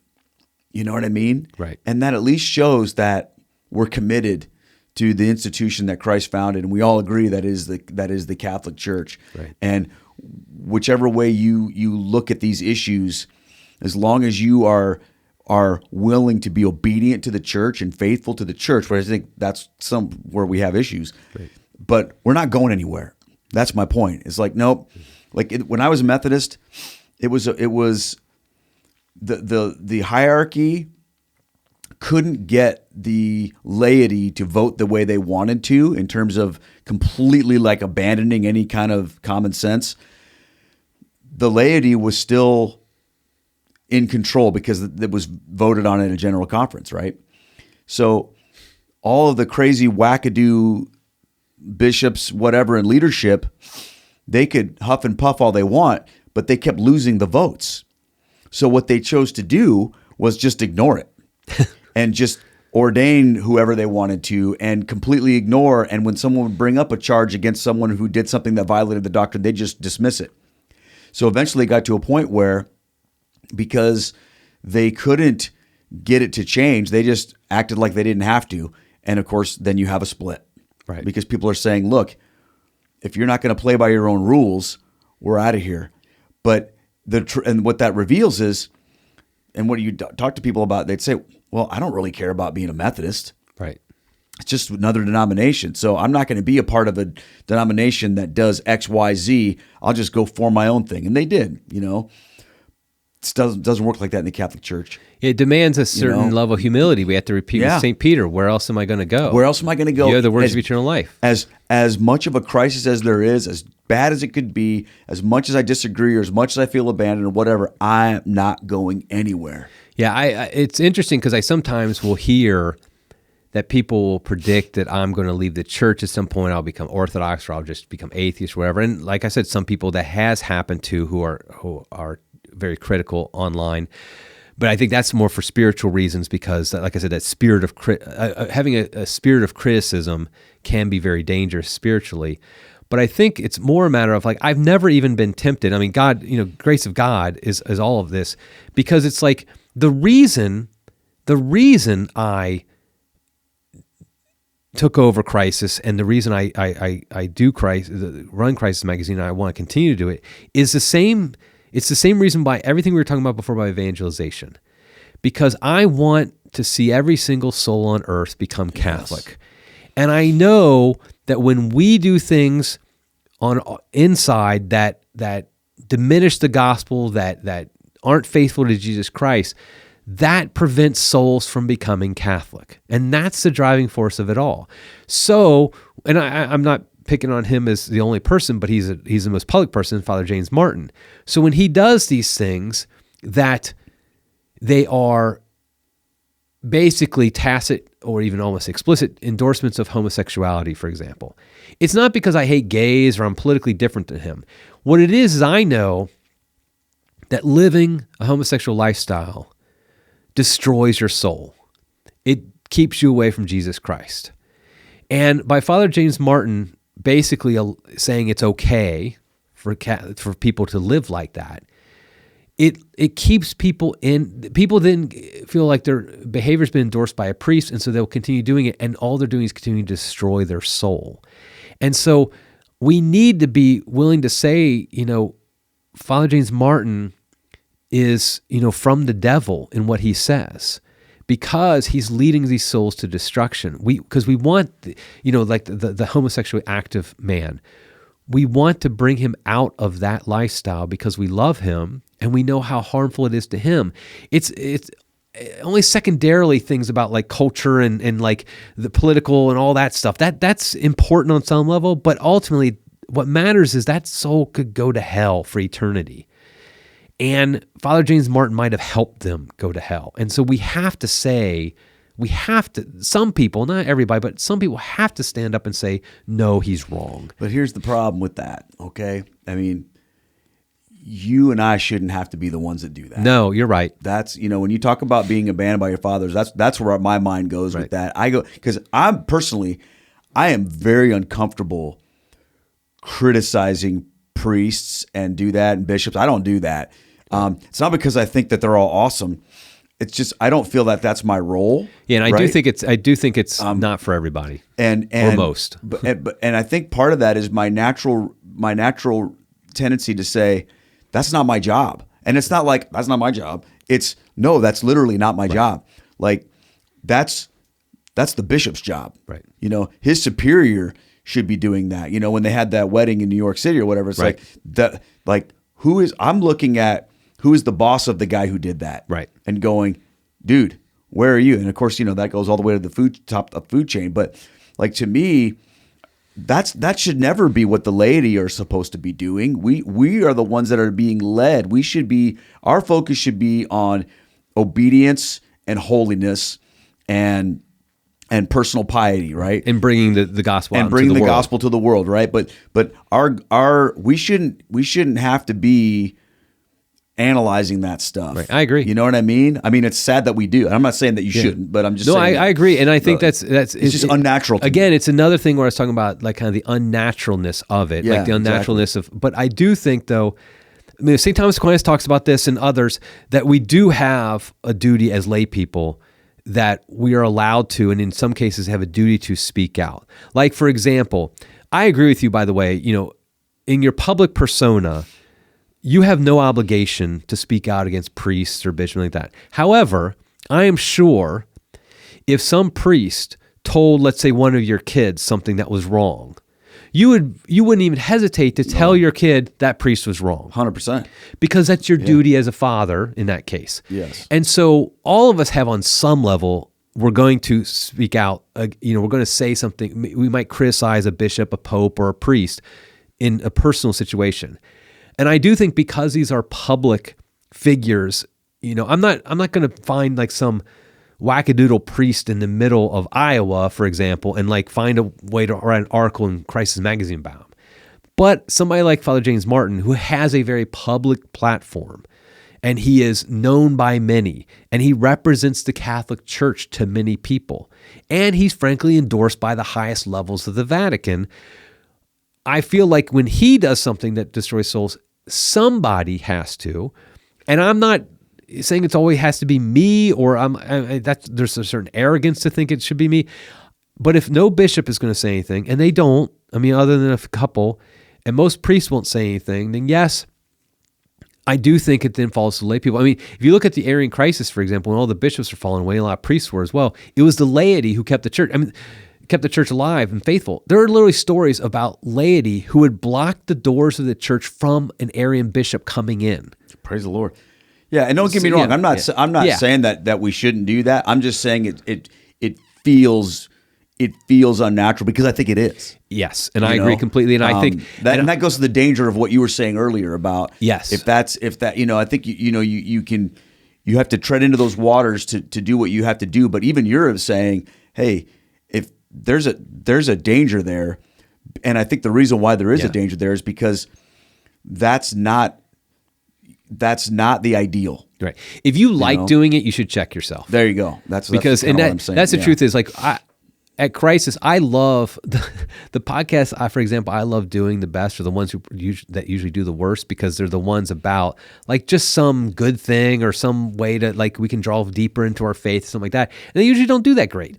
And then the ones where I have to do a criticism of maybe a church hierarchy or something like that. Those are the ones I don't enjoy doing, and they always do the best. But I want to keep. No. If I ever enjoy them, I need to tell my wife, and she should just tell me you need to stop then, because if it's like, or tell my priest or something, because I just can't. I just don't think it should be. You should not enjoy that. You should feel like, okay, the Lord has called me to. In this instance, I'm going to say, publicly, I'm going to say why this person, this priest or bishop or pope, did this public thing that was wrong and why, and I'll try to be charitable about it as best I can. And I fail at that at times, and then I'm just going to like not let that become my identity, where it's like my identity is, and I know, and I did start to see it because I saw, as you know, you don't take internet criticism too seriously because everybody's going to criticize everything you do. But I did notice that I started to get a reputation as somebody who's just as simply attacking the hierarchy. And whether that was fair or not, and that's for others to judge, I did think I don't want that. I don't want it to be where Crisis is just known, or I'm just known as the guy who attacks the hierarchy, who's always criticizing something like that. And I don't think it was totally fair because we've always run articles that are positive. We've always done podcasts positive. We've always praised bishops. Like, I remember one time I wrote an article critical of Bishop Robert Barron. And then later, though, I've written a bunch of articles positive, and we've run things positive about him. It's like it's like I'm not just trying to find things nitpick wrong with these bishops. Well, you're calling balls and strikes. Right, I'm trying to. And so, but I do think when you get a reputation of always being critical, I think in humility, you got to at least look in the mirror and say, could there be something to that? Maybe they're being a little unfair, but maybe there's something to that. And so that's kind of where I've been going in recent years. And I think it's something I'm hoping, and I think I see it in some other people too. I'm not just the only person, who've been more known as the critical types, to be like, okay, let's recognize the unnaturalness of the situation and always keep close to our Lord to know that we're only doing it because we feel like it's necessary to help souls. And that's the reason we're doing it. Well, I think that there's a lot of wisdom in that and what you said there. And when I think about that becoming your identity and loving it, I can think of examples of that I've seen where you can just tell when someone's like, oh yeah, all right, the next bad thing happened. Exactly. I can't wait to jump on this. Like, dude, give it 3 seconds before you hop on a stream and start freaking out, or making that your deal. Just chill. Yeah, I would love it if Crisis ceased to be Crisis Magazine because we didn't need it. That would be amazing, right? Yeah. That would be amazing. I know, man. I mean, it's. But yeah, if you jump on a stream like right after something is announced, I always get a little nervous about that because let's think about it and pray about it a little bit. Like I try very hard. Like I have a kind of schedule when I do my podcast. I try very hard. Every once in a while, a big like we did a stream right after the Pope was elected, but that wasn't like let's find criticism. More like, hey, let's just talk about what we know and stuff like that. I do think though when there's some scandalous thing happens and people are jumping on. And doing their stream like, an hour later or something like that. I'm like, maybe it's one of those things where like, I don't know if you saw the episode of you probably didn't see it because you probably don't watch TV, but like there's an episode of The Office where I've watched The Office. Where Pam patches through the calls to Michael. Oh yeah. And the first time he's so excited somebody called him, he's like, no, making these stupid jokes. And she's like, I purposely don't put them through until the second time because he's much more contained, because that initial, exuberance is gone. And he's like, yeah, Michael Scott here, Yeah. It's almost like some of these guys need to like make a stream but not broadcast it. Yeah. And then go back and redo it after they've had a chance to just get that initial angst out. I don't know. People are probably looking at me going, you're an idiot. But well, the truth is, you're going to get more clicks if you do it immediately. You're going to get more views. And I am not one to act like there's not a temptation to that. I mean, I've been online for a number of years. I have my X account. I have my podcast. I'd be lying if I say I don't notice that, how much people watch things and stuff like that. And I just have to tell myself, that's not why I'm doing it. It's not about that. And so like, I always try to have at least a little bit of delay, knowing that means I won't get as many clicks or something like that, but try to have a little bit of delay to think about it, pray about it, and really say, okay, sometimes we try to, I also want to be timely. I mean, we're a magazine. I'm not going to talk about some 2 months later about something that just, things get out of the news cycle. So I try to get that balance. But I do think if you're a part of you is a little happy when a scandal happens, that's a problem. That's the problem. Amen. Because your first reaction should be, oh my gosh, that's going to harm souls. Amen. And I wish that hadn't happened. I don't want the Pope to say something scandalous. I don't want a bishop to do something scandalous. I don't want to hear about some priest doing something. I don't want any of those things to happen. If they do, and we have to talk about them, okay, fine. But I don't want to enjoy it. Amen. Well, what's next for you, Eric, and what's coming up that you want people to know about? Yeah, so I mean, I really like what we're doing at Crisis. I feel like we're keeping the mission alive. Crisis itself is over 40 years old, and I feel like we're keeping that alive. I really enjoy that. I'm actually right now, like I said, I was a computer developer for a number of years. I'm actually writing a book that kind of a working title is A Catholic Guide to Artificial Intelligence. And so this is a big deal. Artificial intelligence, I mean, everybody's talking about it. It impacts our lives in so many ways. I really think it touches like what it means to be human, our how we look at each other philosophically, theologically, a lot of things. And so I'm in the process. I'm writing it right now. I'm under contract to get it published, and I'm very hopeful and looking forward to what Pope Leo has to say about it, because he seems very interested in this, and he was a math guy, so he I'm with him on that, and so that's kind of, I'm hoping that'll come out in 2026. We're kind of waiting. I'm writing it, but I'm a little bit waiting for Pope Leo, because if he does an encyclical on artificial intelligence, you want to make sure it lines up. I want to make sure it lines up. First of all, I also want to make sure like I incorporate his teachings in there. He said a few things I've already incorporated into the book. I think so far what I've heard from Leo is excellent on this topic. I have very positive feelings in general about Pope Leo, to be honest. But so that's kind of my next book is going to be on artificial intelligence and how we navigate that as Catholics, because I do think it's a big issue for all of us, and I think we all have to deal with it. So I kind of want to give a guide to help people understand it from a Catholic standpoint. Awesome. I got a couple more questions for you. First Sure. of all, what's your prediction? Do you think that the Latin Mass is going to be unhinged a little bit? Do you think it's going to be under Leo, like short term or long term? Like short term. Short term, yes. I think it will be. I think he's going to the restrictions. Yes, I do. I don't think popes do not traditionally go against their immediate predecessors explicitly. So I don't expect him to say, I'm rescinding Traditionalist Custodes and Pope Francis was wrong. He's not going to do that. Yeah, but didn't Francis do that with Benedict? Francis did a lot of things that popes don't traditionally do, though. I think Leo's more traditional in that sense. Like he's going to do things kind of the right way. I'm not even saying they're always the best way. I'm just saying the Vatican way. But I do see, like, just practically speaking, and I know there's been more restrictions since Leo became Pope in various dioceses, and I feel for the probably people right now going, wait, what about what's going on? And I feel for them, and like people in like Charlotte, North Carolina, or up in Detroit, places like that. I know people in all those areas, and Knoxville, and I pray for them, and I feel awful for them, and that happened under Leo, and so we have to recognize that. But I do think that it will be better than it was under Francis. So I definitely predict that'll happen under Leo. What's the most important thing that you would tell somebody who is thinking about becoming Catholic? I mean, it would depend, first of all, if they're coming from an atheist standpoint or a Protestant Christian standpoint or something like that. But I would say that being Catholic allows you to fulfill who you were meant to be the best. Like, it makes you, this is very like kind of modern language, and I don't care. It makes you the best version of yourself.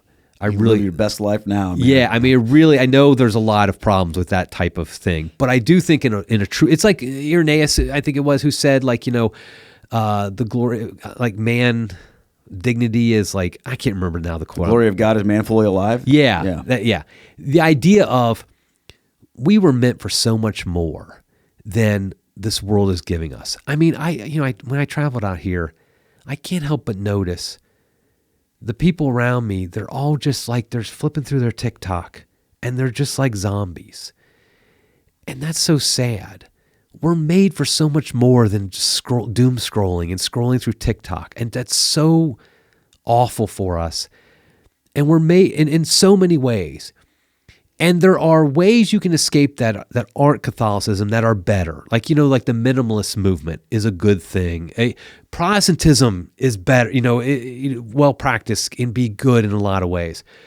But if you want the fullness of man, the way you were meant to be, that's only found in the Catholic Church. In the Catholic Church, that's when you become who God meant you to be. If you are obviously docile and receptive to the graces and all that. I mean, there's bad Catholics and all that. But I think it's really, and of course then, that also then leads to what you really were meant to be, which is to be in union with God forever in heaven, to be completely united. I mean, the radical proposition of Christianity, fully understood, and really Catholicism and Orthodoxy somewhat understand this, is what the church fathers said. God became man so that man might become God. Period. End of story. I know I have to explain that, but at the same time, that is true.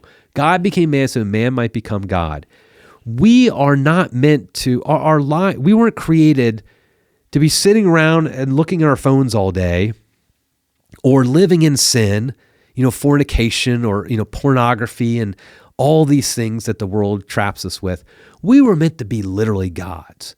Now, not by nature, but by grace. Obviously, we're never, we're not the same as God, but we are meant to be divinized. That is a Christian term, properly understood. Partakers of the divine nature, as St. Peter tells us. Divine nature, yeah. And so therefore, that's what we're called to. So much greater. And that's what I loved about JP too, was he really called people to this like high calling. And so I just think that's why I would say it just is, you're never going to be on that path to your full calling unless you're Catholic. So that's identity also. Yeah, that's identity. I understand who you are yourself. What would you tell someone the most important thing is for someone who is like actively converting, they're becoming Catholic? They're like, all right, I'm in, and they're in that process, they're a brand new Catholic or they're converting. What's the most important thing for them? I think I would say two things. First is when you are received in the church, it's awesome. Don't feel a need to like get online or like get involved in the battles and all that stuff. I was very fortunate that I became Catholic before the internet really blew up. And so I could just, like I said, I spent that whole summer after I decided to become Catholic just reading quietly by myself in silence, Catholic doctrine, reading the Bibles, the scriptures, and Catholic interpretations. And that's a real blessing, a real grace I was given. And I wish people had that today. But I know inevitably a lot of people who convert are converting because of being online. So I'm not saying get offline. I mean, you could do that. But understand that, first of all, just kind of don't feel the need. Your first duty when you first become Catholic isn't to battle for Christ. It's really just to understand the army you're in, understand your position. You got to go basic training, and that lasts after your confirmation. And the second thing I would say is understand the best analogy of what Catholic Church is a family. And unless you have a abnormal family, that means it's messy.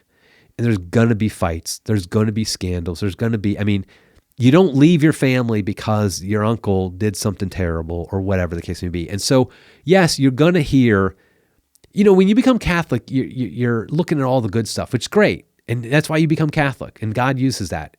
But then you're going to find there's things, in the underbelly, things that, we don't really want to advertise too much, but they're there. But understand that's how families work. God literally, that's how he set it up. Why do we call priests father? Scott Hahn talks about this all the time. Why do we have a blessed mother? These are all because we're part of a family, and we have to recognize that. And, how many people go to their Thanksgiving family dinner and there's just stuff you really don't like about it? You're uncomfortable, you get in fights, or you hear things, you cringe, whatever. That's going to happen to Catholic Church too. But you don't stop going to Thanksgiving dinner. You shouldn't. You don't stop being a member of your family. You recognize that's just the world we live in, the fallen world we're in. One day when we're in the church triumphant, none of that will be there. But for now, we'll just deal with that and then do your best. So don't let those things get you down. Okay. Last question. Sure. What's the most important thing for someone who's been Catholic for 30 years and they're just in the church doing their thing? Never lose that first love for Jesus. Obviously, there's people who attend Mass who might not have ever had that first love of Jesus because they grew up Catholic, maybe just doing an obligation. So I hope that's not true, but I think it is true. I've seen that actually. But I would just say if whatever it was that brought you into, if you're a convert or if you're like a Catholic who had a reversion or whatever the case may be, or just you've always been Catholic, but like over time you just grew into a deep love of Christ. Just don't forget that. It's just it's advice I give to a married couple who's been married for 30 years. Don't forget that, that first love. What is it that attracted you to your spouse that made you love them so much? It's easy to forget that in the day-to-day of marriage. Well, the same thing is true in the Catholic Church. The day-to-day of being Catholic can be messy, can be a little ugly. You can kind of forget, like when you're dealing with like, the terrible music at your parish and the, whatever you see online and your pastor maybe is terrible at homilies or whatever the case may be. You forget all that. Just remember, your first love for Jesus. And that's why I would say like read the Gospels over and over again. Keep that love for Jesus, and then everything else kind of works itself out. I love that you carry the book of the Gospel with you wherever you go in that old rosary. Thanks again for bringing that. And thank you for coming here today and for all you do and for sharing that with us. You probably get a million invitations to go places, and you chose to come here to hang with me. So I appreciate that. I believe my audience appreciates that too. So where can people find out about what you guys do? Is it just crisismagazine.com? Crisismagazine.com. Yeah, crisismagazine.com, and that's where you'll find it. I have my personal website, which I only put where you can buy my books and stuff, ericsammons.com. But really, crisismagazine.com is go. And it'll also point you to the podcast because we're on YouTube and stuff like that. So. Awesome. Well, I'll point people there and the links and everything like that down in the description. But this has been a ton of fun for me, Eric. And you've been a guy that for me, I lurk a lot and I'm on the line a lot. And a lot of the things that you've said have been really helpful for me as I've navigated my identity as a Catholic who came in right at the height of what you talked about with that summer of shame. And I remember I was so jazzed about being Catholic, nothing was going to stop that. But there were things that other people would throw at me, and say, "Oh yeah, look what's going on in your new church, Mr. Fancy Pants," and it's like okay, and voices like yours, because we don't bury our heads in the sand and pretend like everything's great, but we also don't leave, and that's important. So thank you so much for all you do, brother. I really appreciate it. Yeah, Keith, this has been great, man. Awesome, brother. Yeah. Thank you. Yep. Thanks for listening to Catholic Feedback with Keith Nestor. Send in your questions or comments to feedback@catholicfeedback.com. Catholic Feedback is brought to you by Stewardship, a Mission of Faith, and our generous supporters on Patreon, locals, and donations through our website. Catholic Feedback is a production of Down to Earth Ministries. For more information or to bring me to your parish or event, please visit our website at downtoearthministry.org. That's down, the number 2, earthministry.org. See you next time.